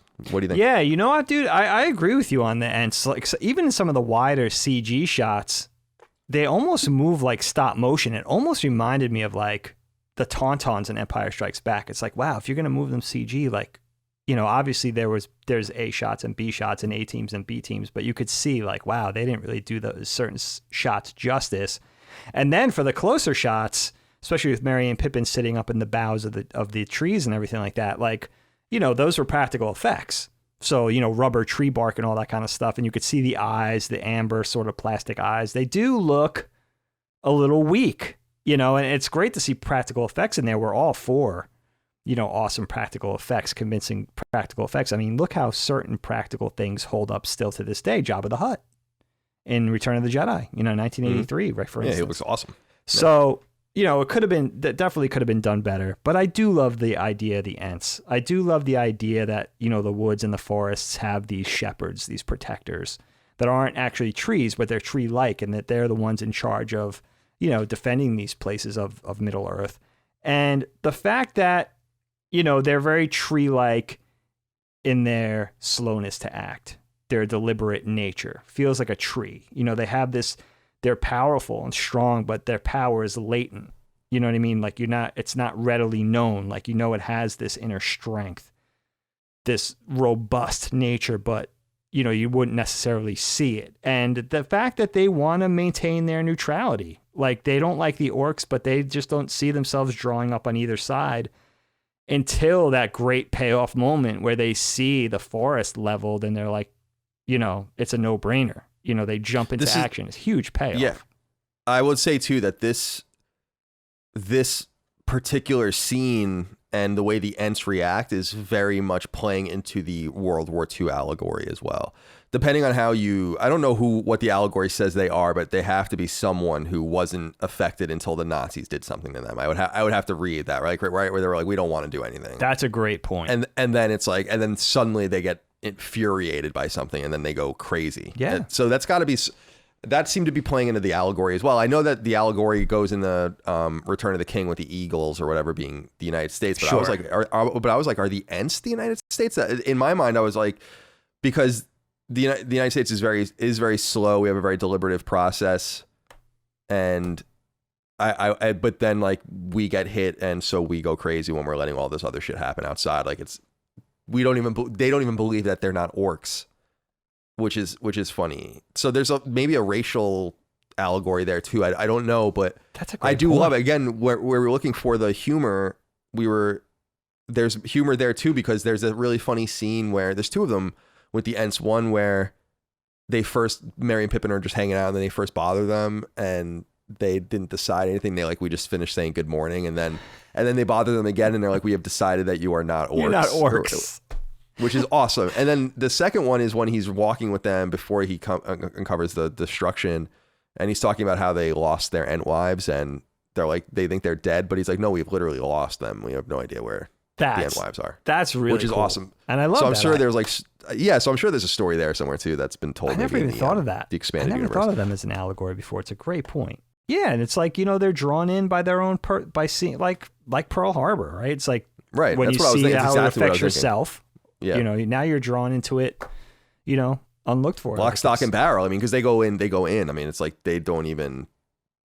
It seemed like that was because I know the whole eagle thing is like they come in when it's already over and take the credit, basically, or like like the war's already won, Very and so late. now we're gonna get involved. Yeah, and I know that that's part of that theme if you look at it as a World War II allegory. But I couldn't help but see them as the United States, and that's what I saw them too as Pearl Harbor, and then the immediate rage that came out of the United States. The United States like turned on at that point, and you could see the woods shaking and moving all over. And so it seemed like maybe that was what they were trying to say. I don't know. Very smart, dude. Let's talk a little bit about do you have anything to say about Grima at all? I like the character. It reminds me a little bit of Kefka in a way. Not as cool as Kefka, but another Final Fantasy VI reference. But I love the idea of the major domo or the regent or whoever your ambassador or your whoever it is taking control of or helping to take control of the monarch. And so I dig that. He's not a great character, but do you have anything to say about that whole arc? Because I dig that with and almost succeeding and then getting away. I mean, it's frustrating that they don't just kill him. It seems a little weird. He gives them the information they need on the culvert into Helm's Deep. So yeah, very consequential. What do you think of that performance? I love the performance by Brad Dourif. I think, that character actor is such a face, and he brings so much to the role just with his appearance. And I love the fact of Saruman sort of having a lackey, sort of sitting as aide to the king, but really whispering poison in his ear. So really having, suffering that sort of brainwashing of Saruman through this proxy through Grima, having his feet on the ground there. He's not over in Orthanc. He's there. He's in Rohan, whispering into the king's ear all the wrong things. And it's just a fascinating character, and just the way he sort of pines for Éowyn, having this sort of dark bent, obviously, sort of riddled with evil type character, sort of pining for this young, good, noble woman. I like the contrast of that. So it's a cool little bit, and Grima will have a part to play still going forward. No spoilers. Let's talk a little bit about the Uruk-hai. I'm just curious what you think of the orcs and the Uruk-hai. I'm a little confused about having not read the books in a while, and the movie doesn't really explain like what the difference is between them. They really only talk about there's really only one scene of exposition even where he says like, I don't take orders from the orcs. Right. One of the Uruk-hai. They're otherwise like indistinguishable from each other to me. I mean, there's just a bunch of different classes of characters, but I have to say this is what makes the special effects break down for me a little bit, is because when they commit to practical effects like they do with the Uruk-hai and the orcs, it looks awesome. And they still look great, and there's so much I want to know about them, about both groups, and the manufacture and the technology. They have blacksmiths, and they have language, and they have, I don't know, it's just, there's a lot to know. So I mean, what do you think about kind of the bad guy infantry as shown in the film? Yeah, it's super cool. I mean, I love the fact of Saruman drawing up forces with Mordor, and that Mordor has its army, and that Saruman has Isengard's army, the Uruk-hai being, Saruman's war machine. And, it's so interesting to see Saruman and Gandalf as contemporaries, and this is what Gandalf could have done. He could have basically created his own army like Saruman chose to do. And sort of how that's sort of a throw to Saruman doing that is sort of a throw to Mordor to ally himself with Mordor, thinking like there's no possible way that he's going to win, so he might as well just join forces. And then has a proper, makes a proper army of over 10,000 orcs. And the fact that they're sort of, the orcs are supposed to be like the dark iteration of elves, but, similar in strength, similar in power, maybe not in intellect, but the fact that Saruman has all of these at his command and that he creates it. He creates this war machine, this factory, basically, these bellows, and the branding their own weapons and forging their own steel, and like cutting down trees to make these devices so they could build an army. It's really, really cool, and you don't really see that much of Mordor in this. It's basically Saruman's army that you're dealing with in this. That now Sam and Frodo do arrive at the Black Gates. You do see some of Mordor's orcs. You do see some of the men in Middle-earth, some of the forces of men that are, I guess, the darker forces of men joining forces, riding off to join forces with Mordor. Yeah, so who are these characters? I don't remember this at all. Like, I was curious by that too. There's almost like this ninja-looking group of humans and stuff like that. With the elephants. Right. Yeah, the war elephant's very cool, very Hannibal, going over the Alps. But what's the story with them? We don't know that in the books. I guess basically what happens is in the story, in broad strokes, is that the world, Middle Earth, divides itself into either you're with Mordor or you're with, whatever, the elves or the good. I guess it would basically be the elves. What's confusing is, why is there only two realms of men in this whole, in this whole place, in Rohan and Gondor, that, basically it's just Rohan and Gondor that draw up with men, and that draw up with the good side, that draw up with Gandalf and the elves. And then everybody else, there's all these other factions or places, I guess, that are like Rohan or like Gondor that decide to draw up with Mordor. And supposedly those are the places, those are the men of the more westernmost places of Middle-earth, I think. So you have these factions, and they're nameless. You just see what they look like, you see what their weapons look like, you see what their garb is like, you see what their creatures are like, and that they must be from far away. They're obviously exotic. It's one of the cool things with Sam and Frodo in this, where even though they're witnessing all these dark things, they're seeing these groups of men who are evil they're arriving at the Black Gates. They're seeing all these things, even though they're dangerous things. There's a fascination with, getting out of the Shire and seeing what the world is like. Oh, this is what Mordor looks like. This is what the Western men look like. These are their steeds. This is how they fight. So there's something really cool about that. Even though they're extremely scared, obviously, and frightened, there's a fascination and like a wonder that they're witnessing these different things. And Sam mentions, like, what do they call them? Elephants or something like that. Yeah, something like that. Yeah. But yeah, so it's basically it's everybody drawing up sides in this middle chapter of the trilogy. It's like, they're either responding to the call of Mordor, or there's a few of them responding to, reluctantly responding to the call of elves, which is interesting because the elves are basically getting ready to cut out. They're ready to break north, and it's basically Galadriel who's like, convinces Elrond, like, we have to get involved. We have an alliance with men. We can't just run, they need us. So you see, it's really cool in the background. You see the armies slowly taking shape. Yeah, it's cool. The whole geopolitical aspect of it is fascinating. Getting just I've looked at it online too, but just little glimpses of the map and this fictional land as it gets encapsulated by war is interesting. What do you think about the practical effects or just like the way the Uruk-hai and the orcs look? I just think it looks awesome. I'm impressed with this, and the armor, obviously the men and all of that. It's everything practical is so well done, including the sets. It's just beautiful. A shame that they weren't. It seems like the situation was just impossible for them to do too much more. But what do you think of their aesthetic? Aren't you interested? It's similar to the battle droids, where I'm curious. Like even Saruman interacts directly with some of them. We don't really get a look of their hierarchy. But you kind of are curious, because to your point with the Black Gate has like this incredibly complicated mechanism with these creatures attached to it and all this. Like, who's making this shit? Who, you were saying the intellect, like who has the intellect on this side? Where is all this know-how going? Incredible amounts of engineering going on. And so what do you think of their society and all that? Have you thought about any of that stuff? Yeah, that's cool. I mean, how much of it is magic? How much of it is dark magic? How much of it is practical? How much of it is just like advanced technology, selling their souls for certain things? Who knows? It's kind of cool that it's not explained, because it allows you to read into it and sort of wonder about it more, and sort of answer your own questions. But yeah, man, I mean, the practical effects in this are so good.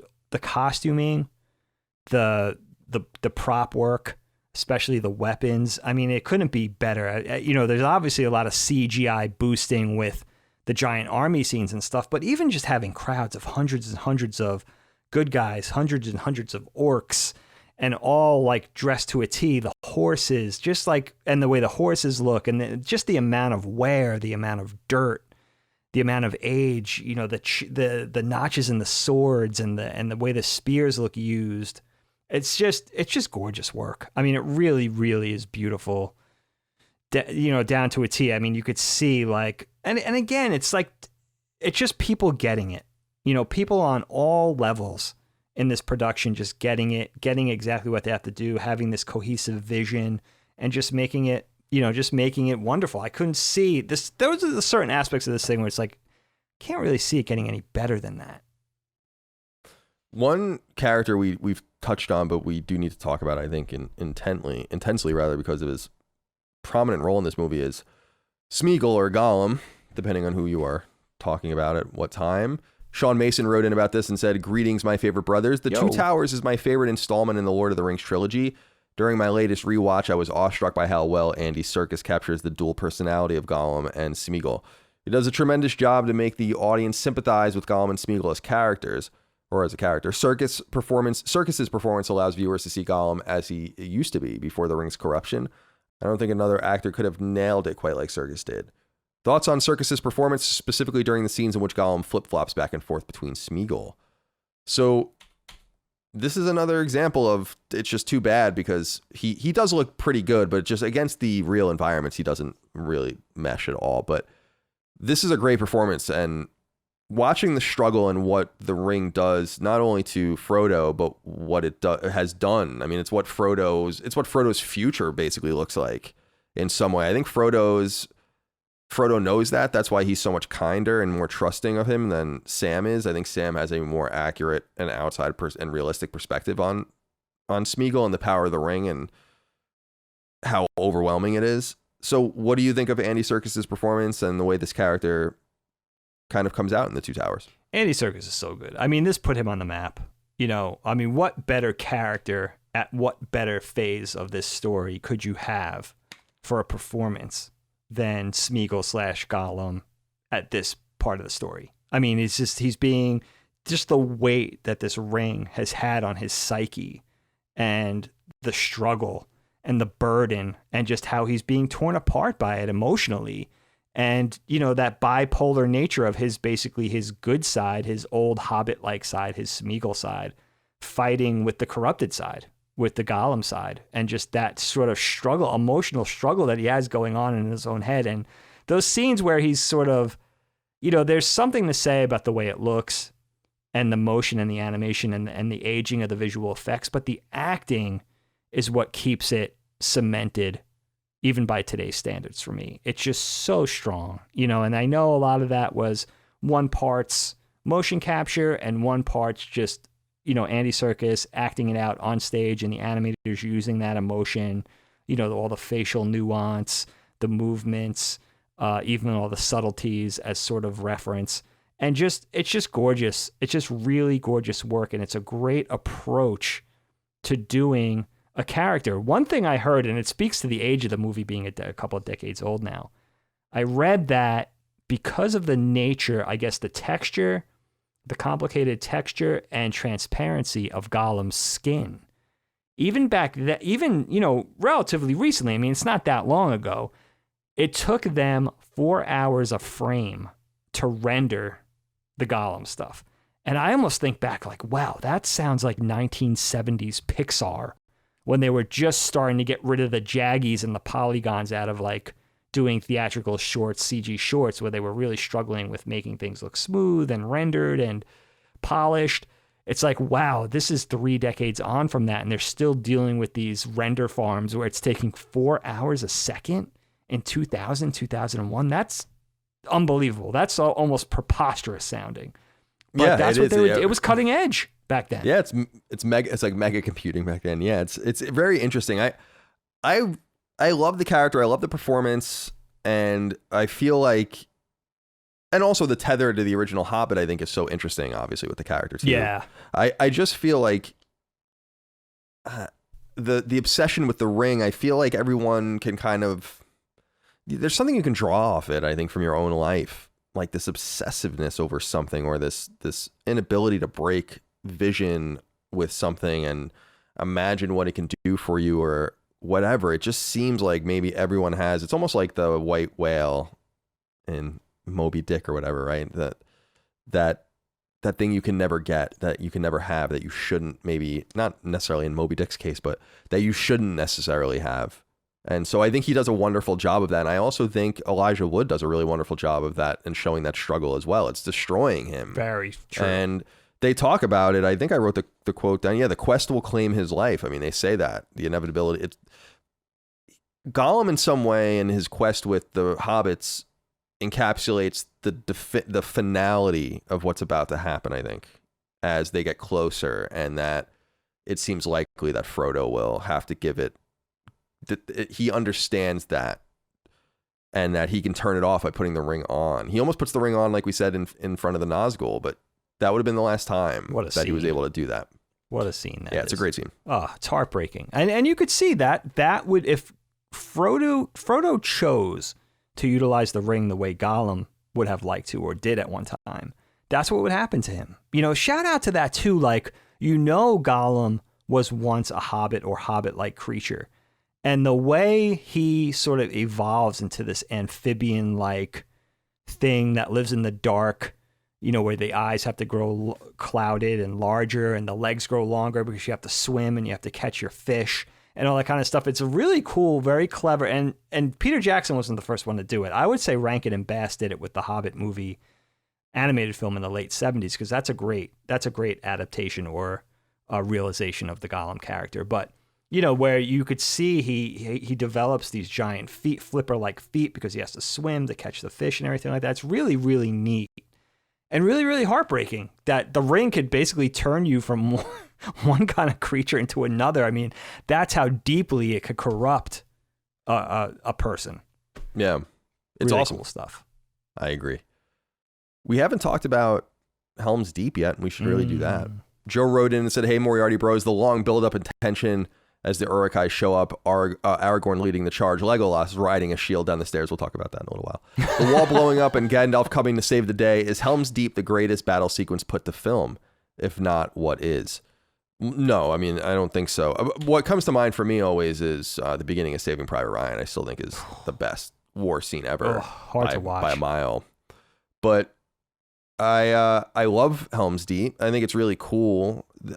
The seeing siege warfare is so interesting, and contemplating the real history of siege warfare and how they were doing very similar things, strapping people to ladders as they were going up and blasting through walls and putting hooks over the walls so that the ladders couldn't be kicked off. And imagine being like the guys climbing up that ship, being the first to breach a city. You're probably going to die. I don't really know. So this movie made me really think about, not only from the orc who cares or whatever, but just think about the medieval era, Dark Ages, even era, everyman. Who were these people? These you see in Helm's Deep, these old men and these children or whatever getting shitty scabbards and with horrible swords and shields, and it just makes me wonder, like, who were these people that were just, even in real life, just being sent to die in these missions? Why did they agree to do it other than that? I guess they had to. I guess the why is kind of self-explanatory, but I was just thinking a lot about that and watching the siege warfare and how much sacrifice is required to take a place like that, and how we've seen that in history too. I mean, you have to, it's where the whole idea of the Pyrrhic victory comes from, right? The victories that cost too much or aren't really victories at all. You won, but what did you win? I mean, you lost everything. So I was thinking a lot about that with Helm's Deep, but what do you think of that whole, that setting, that scene? I love this stuff. It's very Mediterranean, also very Native American, that set things into the mountains. Yeah. Carve like doors out of them. It's very cool. So what do you make of the whole Helm's Deep arc? It's cool. I forgot how epic that battle was, but I'm like you. I always think about real life. You think about Normandy, or you think about a battle in the Revolutionary War where lines of soldiers are just standing facing each other at point blank range, or any, like you said, any war in history where it's like essentially cannon fodder, right? It's like, the front lines, at least, of these people are gonna die. And where it's like, it almost seems like your odds of surviving, it transcends even luck. I mean, it certainly transcends skill in any way, and that it would almost take luck in order to survive a battle. And then as a survivor in a giant campaign like that, how would it feel? Would it feel like you just got lucky? Would you feel lucky to survive? Would you feel guilty? I mean, all of that stuff that plays into a real soldier's life, and PTSD and things that I'm not qualified to talk about. I mean, they at least named it shell shock after the World Wars, but imagine going back 2,000 or 3,000 years or whatever, 500 years, or everyone's like, there was no, everyone was dealing with that stuff then too, but no one certainly could put words to it. Right. Then. And how heartbreaking that is. But yeah, every time I watch a battle like that, you think about that, especially because you're arming in Helm's Deep, in Rohan, you're arming, little kids, old men, people that certainly wouldn't be fighting in a perfect world. You kind of reduce to this fighting force. And I love the idea of an empire like Rohan having this previously unbreachable fortress that, over the history of these people has never been broken, has always been their go-to mainstay, their last step, their desperate move, and it's always worked. And that this is the time it's not, this is gonna end, and this isn't even the final battle. So you see what they're up against, which is really kind of cool. And I forgot that it was before the Battle of the Five Armies, or before Return of the King, you do have this epic battle, and they're sort of preparing themselves for this battle, not even realizing how big the enemy is going to be. Now these 10,000 plus orcs show up, but then here come the elves. and you know you Haldir and the elves, and you see like this is going to be an epic dust up, and then of course Gandalf coming in with the Rohirrim and Éomer, and that being the turn of the turning of the tide. But it's interesting because Éomer, he was like, I guess he was in control of the vanguard of Rohan, right? He was like he was like the captain of their vanguard. But it didn't seem like he had that many dudes. Like, he takes care of a whole platoon of Uruk-hai, and he only loses a couple of men, right? He gives them the 2 horses, so you're like, all right, they lost a couple of dudes. But he didn't have that many people. So that's one thing I was questioning. It seemed like he had like 50 riders or something. So, yeah, they must have just been, like an elite. Again, that must have been Gandalf. Gandalf's doing. A lot of it was Gandalf. Gandalf. So the Helm's Deep thing is interesting too. Just the visuals are beautiful. The sets are really well done, but we got to give a shout out to the Uruk-hai suicide bomber. Tristan Lowe wrote in and said, "Hey C&D, I've always been impressed by the decision shown by the torch-carrying shirtless Uruk who sets off the bombs that destroys the outer wall of Helm's Deep. He takes multiple arrows but keeps on trucking, finally leaping into the explosives. What a way to go out. I think this scene does a lot to demonstrate the unstoppable determination of their Uruk-hai army and how intimidating it is to face an enemy that will not give up fighting under any circumstances. Do you guys have any thoughts on this scene and what it invokes?" So I hate to say what this invokes because I don't know if it's a racist interpretation that Tolkien had or whatever, but this is very Japanese. Kamikaze.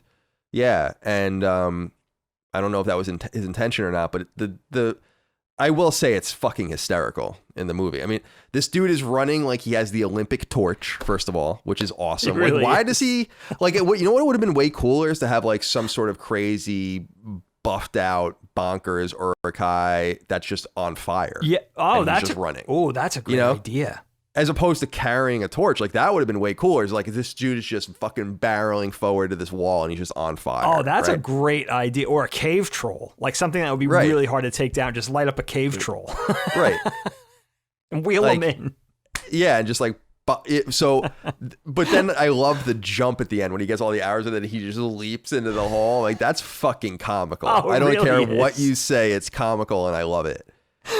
What do you think about that scene? It really is comical. I'm glad you think it's comical too. Yeah. I can't see it as intending to be any other way. It does seem really comical, like almost like a little too action hero-y. Like it doesn't fit with the fantasy-esque stuff going on in the rest of the battle, like, putting up the ladders and using throwing the stones and catapults and all of those things. Like it just, even those scorpion-like grappling hook like weapons, like it just seems like a bridge too far. But I like your idea of setting it on fire. But you know what's cool about the Uruk-hai?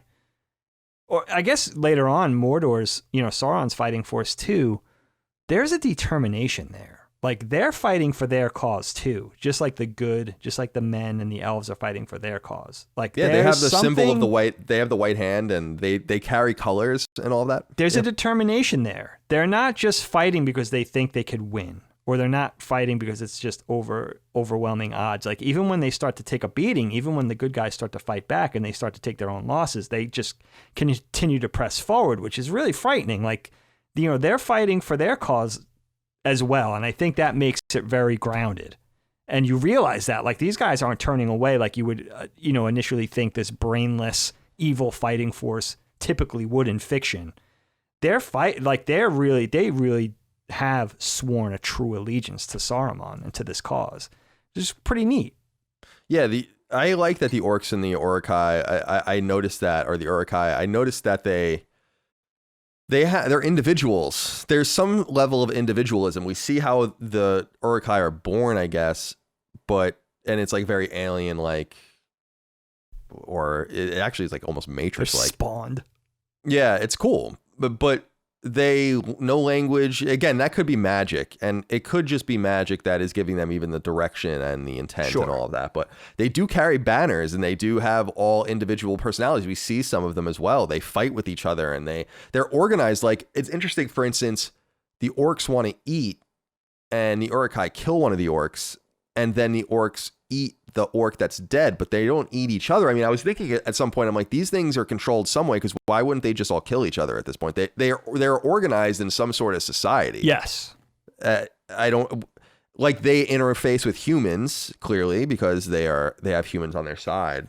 So I don't know. I like them. I like the white one. I think it's in Fellowship, actually. You see one of them put the white paint on their face. The white hand. Cool. The white hand. So what else is in here? Oh, okay. So you had brought up the elves at Helm's Deep. Now, I don't know about this, but Leonard Lang wrote in and said, "Hi, guys. I was wondering what you think of elves being added to the fight at Helm's Deep. On one hand, it feels pretty epic. On the other hand, it really cheapens the victory of the people of Rohan. Honestly, I felt like Peter Jackson took too much creative liberty here. Keep up the good work." So I actually don't remember the book at all, whether they're in it or not. Do you remember? No, this? That's a great point. I haven't read The Two Towers in a long time. I did go over the ending just because I wanted to see exactly where this book ended, but I don't remember the elves, whether or not they were involved in the true battle at Helm's Deep. But in the movie, they're presented with such overwhelming odds. I think it's literally the Uruk-hai are over 10,000 strong. So it's the only way they could have, in the film world, it's the only way they really could have hoped for some sort of victory, or at least to break even or whatever. The late Nate wrote into us, said, "My brother's M. As a child, The Two Towers was easily my favorite of the trilogy. Now at 25, it's Fellowship of the Ring. When I think back on this, I believe it's because so much more of the second movie is direct conflict and fighting, much more to enthrall a child than the focus on forging of the bonds of the Fellowship and the initial defining of the characters that the first movie does. Building off of that as a child, I loved Legolas's snowboarding down the stairs of Helm's Deep on a shield of rapid arrowing orcs. I now just get a bit of a laugh out of that scene over just how kind of ridiculous it is. Yeah, that scene sucks. And I remember that being a scene... That seemed to me to be like a notes from New Line Cinema scene. I think so. Yeah. What did you think of that? I mean, that was, it doesn't, first of all, it doesn't even look good. It didn't look good then. Definitely doesn't look good now. And it's so dumb. Yeah. Talk to me about that. That iconic scene. It's so stupid. I mean, why would you pull any sort of skateboarding / X game shit into Lord of the Rings? Like, it just doesn't. It's so gratuitous. It's so egregious. And you know what? If you want to make Legolas look cool, he's this prince among elves, right? He's this splendid warrior. And there's that great scene. I don't know if they do it in the film, or maybe it's kind of glazed over in the film, but in the book version of The Fellowship of the Ring, there's that part in Carhadras, whatever, where they're leading up to the Mines of Moria there on that snowy mountain, and Legolas jumps up and runs along the top of the snow. It's like 3 feet of snow, and he runs along the top of it. You could see like the elves having a little magical, they're in tune with nature. He's fleet of foot. Like, that's cool. Like, why don't you make Legolas do something cool? Like, maybe he starts running down the stairs and then realizes he could just take 20. He just he jumps down and lands. Like, there was a million, he throws down a shield and skateboards down the steps. Like, that's just, there's a million cooler things you could have done there to make it look like, yes, we get it. Legolas fights like an elf, like an elite elf. He could do things that men can't do. But does he have to slide down the fucking shield down the stairs? Like, that's just dumb. Yeah, I agree. That's what I was so confused about, even as a well, I was in college when this came out, but as a young person, it's one of those scenes where you think, and I certainly think about it now, this got through everyone. That's the biggest thing about it. This was just a thing. It's one of those things where this got from point A to point Z somehow. Just absolutely amazing. Nobody said totally this was amazing. Stupid. Nobody flagged it. That's like something that would come out of George Lucas's camp, where everyone's afraid of him. Agreed. I don't know that Peter Jackson works the same way, so it's very peculiar. Very weird. Indeed. Dig, I have one last thing I want to ask you about this movie before we go, but is there anything that we didn't touch on that you'd want to talk about today? You know what? There's one thing, normally this probably wouldn't be spoken about, but it's really one of my favorite characters. And that's Faramir. I really love the character of Faramir. I love the fact there's a brotherly dynamic. I love that we meet the sibling of a character who's formerly very important in the story. And we lose Boromir. But there's something really cool about Faramir. I like that he's in the movie. I love the performance of David Wenham in the film. I never realized until I was writing notes that David Wenham was Delios in 300. who's the narrator of the story. He's Leonidas's like one of the Spartan soldiers, but he's like Leonidas's like right-hand man. I never knew that was the same actor, and I love that character too. So the character of Faramir is intriguing to me because there's something so compelling about a character who's underappreciated and sort of underestimated. And, you know, we see in the extended edition with Denethor, Boromir and Faramir's father, that Boromir is the favored brother. And we never really know why.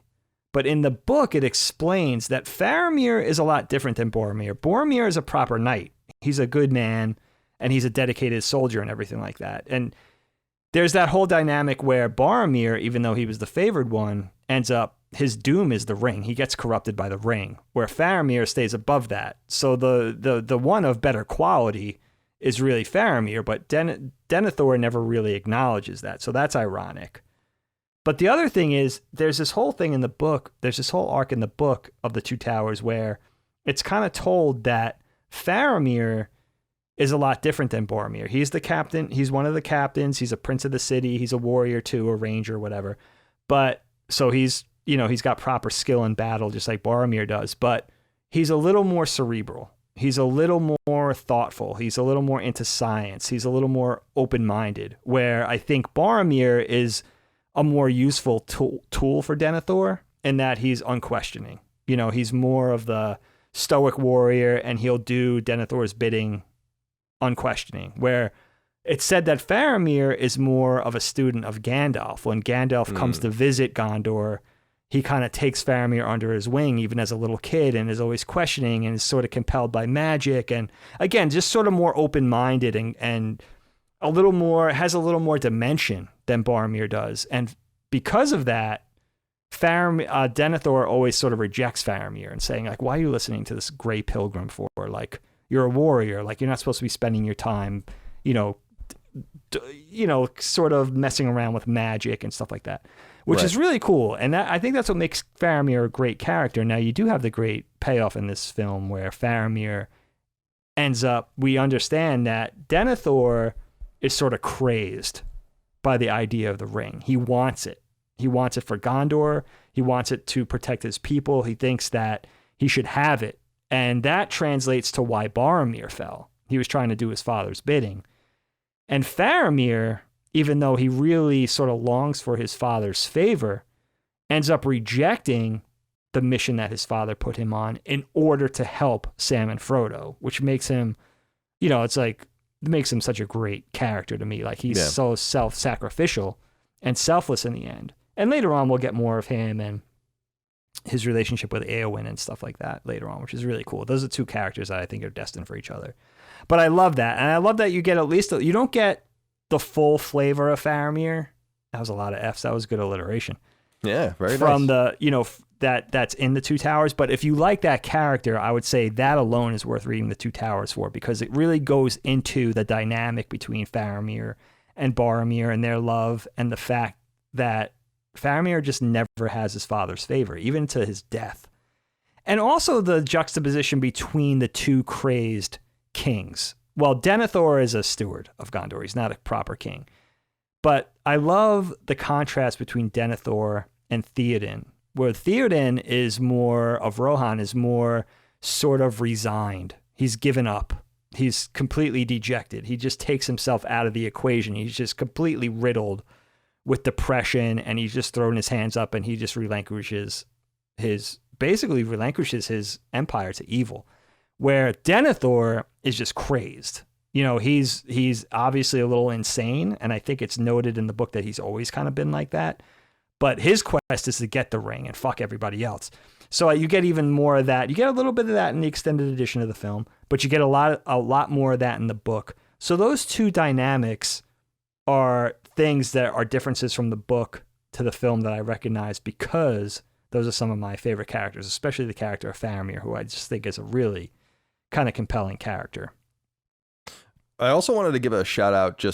We mentioned this on the last episode, I think, and we'll do it again, I think, on the next one. But we will have to give a shout out to the all male cast, basically, and therefore point out just a few of the women that appear in the movie as well. And I wanted to give a shout out to Eowyn, especially because she's a really cool character and really we see Liv Tyler again in this and everything, but she's really the only female character in the entire movie, and she's great. So we see a little bit of Galadriel and stuff, but yeah, I just wanted to give a shout out to that. It's just a very male movie.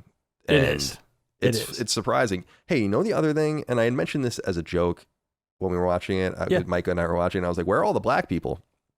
You know, like joking around, and I was like, there was no problem with this back then. I wonder if this was remade, or we're gonna see, I guess, some second age stuff. I can't keep all this stuff straight, but whatever they're doing, I wonder if man will now be like a multicultural representation of man. Sure, very similar to mankind per se in Mass Effect or in Star Wars, where it's like Asian people and black people and Spanish people or whatever, and Indians in addition or whatever to white. So I just found that interesting. I'm like, I don't think that would be the way this was represented anymore. Yeah, it's a really great point. Has a very European, old school European sensibility to it. But yeah, you could do really cool things by making it a little bit more racially diverse, I think, too. It's interesting that they didn't make that choice. It's not that long ago.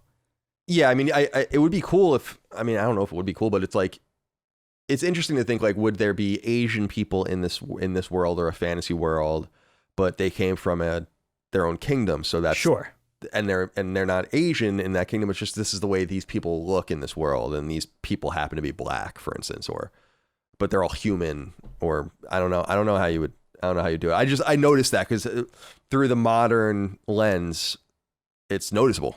There's no anyone but white people in it. Absolutely. And I'm not saying that's right or wrong. I'm just saying that wouldn't I don't think a movie like that would be greenlit anymore. Hundreds and hundreds of millions of dollars spent, and there's like nothing but white people. I think you're right. Anywhere. Yeah. And just mostly white men, actually. Yeah. It does make Eowyn a very compelling character, especially because she longs to be a warrior. She longs to do more than what her station is supposed to be. Yeah, it's frustrating. You want to see her out there. You do. Right, but you wanted to see her out there, and yeah, exactly. In Helm's Deep, you don't. Dig, the last thing I wanted to ask you comes from Phantom Moth Stew. He wrote it and said, Dear Colin and Dagan, Yo. I know that you chaps briefly discussed who you see yourselves as in the Fellowship last episode. However, if you'll indulge me a slight tangent, which one of the races would you want to be a part of the most?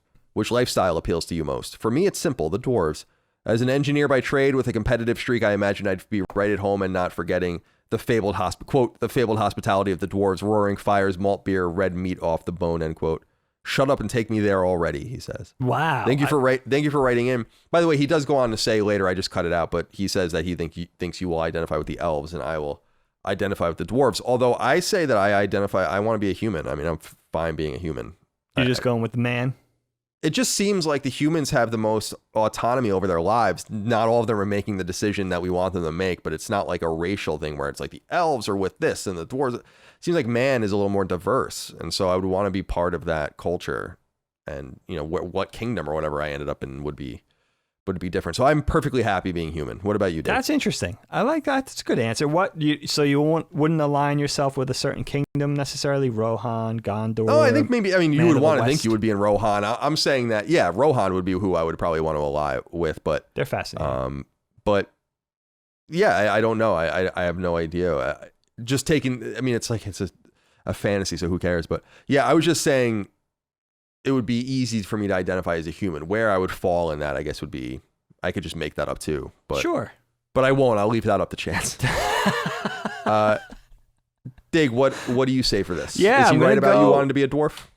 The dwarf thing is interesting. The dwarf. I say dwarf.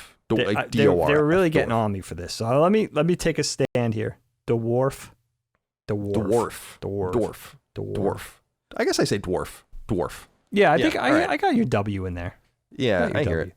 Well, the dwarf thing is that our listener noted. That's an important thing. Is their architectural and their building skills, their stonework. Making these giant stone structures and houses and underground mines and all that kind of stuff. That's the thing about the dwarves. Just aside from their greed for riches, I guess, and essentially that's always the dwarf stereotype, but. Yeah, I'm fascinated with the elves. I just think the elves are so cool. And there's something, my greedy side says it would be cool to be, sort of live for a long time, be sort of immortal in a way, or at least live for thousands of years. Then elves are almost tree-like in that way, right? Like they could see races and generations of people go by and the way places look and evolve over time. Like they don't just live for one age, they live for several ages. So I think that would be fascinating. I do also think that could be problematic and depressing, hence the conversation between Elrond and Arwen, where it's like, if you hook up with this dude, meaning Aragorn, he's going to die and you're going to live for thousands of more years and it's going to get dark. Right? So his warning to his daughter is like, go off with your own people, your like people, and you'll all live for thousands of years. Perhaps you'll meet a lovely elf man and you'll live together. But if you marry this mere mortal, as lovely as Aragorn is, it's going to get depressing. But I'm fascinated. Who doesn't want to live for more than a human lifetime, right? So I choose elf just for that. Plus the ears. Yeah, the ears are pretty cool. Super cool. Also, straight hair. I don't have to have the game show host hair anymore. I could see what it's like to have long flowing locks. Have real hair. Yeah, I know. It's like locks. It would be nice, wouldn't it? But I'll try. I'll take it. I would look ridiculous with this face and that hair. Yeah, well, who knows? I mean, if we didn't know you any other way, then you wouldn't necessarily look ridiculous. So good point. Well, Dig, that's all we have for Lord of the Rings: The Two Towers. Available everywhere you find your fine movies, of course. Appreciate your time today, Dig. Hope everything's going well in your life. Super fun. Yeah, it was a good episode. Hope everyone's doing well out there as we roll into the summer. I'm actually going to go out to dinner with Mom and Larry and Micah tonight. I haven't been to a restaurant since last year. Are you serious? Since March 2020. It was actually March 1st, 2020 was the last time I went to a restaurant. Over a year. Holy cow. Yeah. Wow. Yeah. You guys going to go to a good place? Yeah, it's like a place Mom likes out in Ashland, I think. And okay. Yeah, so so it'll be good. It'll be fun. And that's nice. Looking forward to that. Yeah. So got to get ready for that. But thank you all out there for your love, kindness, and support of our show, as well as Sacred Symbols, PlayStation Podcast, Defining Duke, and Xbox Podcast, all wrapped up on patreon.com/laststandmedia. You can buy merch if you want, including KnockBack merch at laststandmedia.shop. Subscribe to us on YouTube. We have a lot of new YouTube listeners. Of course, most of our listenership is on podcast, but we're doing these videos now, so come check us out if you want. And that's basically it. Look at this face. Kyle, you want to go out with a dad joke? Oh, yeah, I'm sorry. Why am I always forgetting You that? didn't have to forget that time. Look at these. Look at these dandies. Yeah, let's go out with a dad joke. Please. Okay, let's do it, my friend. Kyle. Oh, by the way, shout out to Travis Blakesley for last week's dad joke. That was the stepladder prop joke. My first carrot top joke. Yeah. Right? Okay, Kyle. I had a dream that I weighed less than 1,000th of a gram. I was like, OMG. Oh, like zero milligrams? Is that what it means? Yeah. That's a bad one. That's a really bad. Because you need the visual aid. You kind of need to see the OMG on the page. You got to think about it. Yeah. All right, I'm going to give you another one then. Okay. God, this could go either in my favor or even put. I know you're like doubling down. I've seen this happen at casinos, and it's gone both ways. Let's see what happens. I'm a gambling man. Yeah. No, not at all. I am. So let's do it. Kyle, my wife says I should do lunges to stay in shape. That would be a big step forward. Should have just left it where it was. No, that one's better, they're both pretty bad. Did it at least stay the same? It did get better, yeah. Oh, it got better. Okay. It's like getting a 20 on your science test and then you get like a 35 or whatever. It's like, well, you're still failing. I failed, but at least I failed up. Right. Exactly. Gotcha. All right, Dick. Well, appreciate you guys. Thank you so much again. We'll see you next time for more KnockBack. Until then, goodbye. KnockBack, a retro and nostalgia podcast, is a product and trademark of Last Stand Media and Collins Last Stand LLC, and is recorded from Central Virginia and the Philadelphia suburbs, USA. The show was conceived by and is produced by me, Colin Moriarty. My co-host is Dagan Moriarty. KnockBack's executive producer is Dustin Furman, and the show is edited by associate producer Ben Smith. Stand's theme music is by Ramon Narvaez. As you know, all of Last Stand Media's shows, including KnockBack, are fan-funded on Patreon at patreon.com/laststandmedia. The following names are at the producer support level or higher on Patreon, and we're grateful for your kindness and generosity.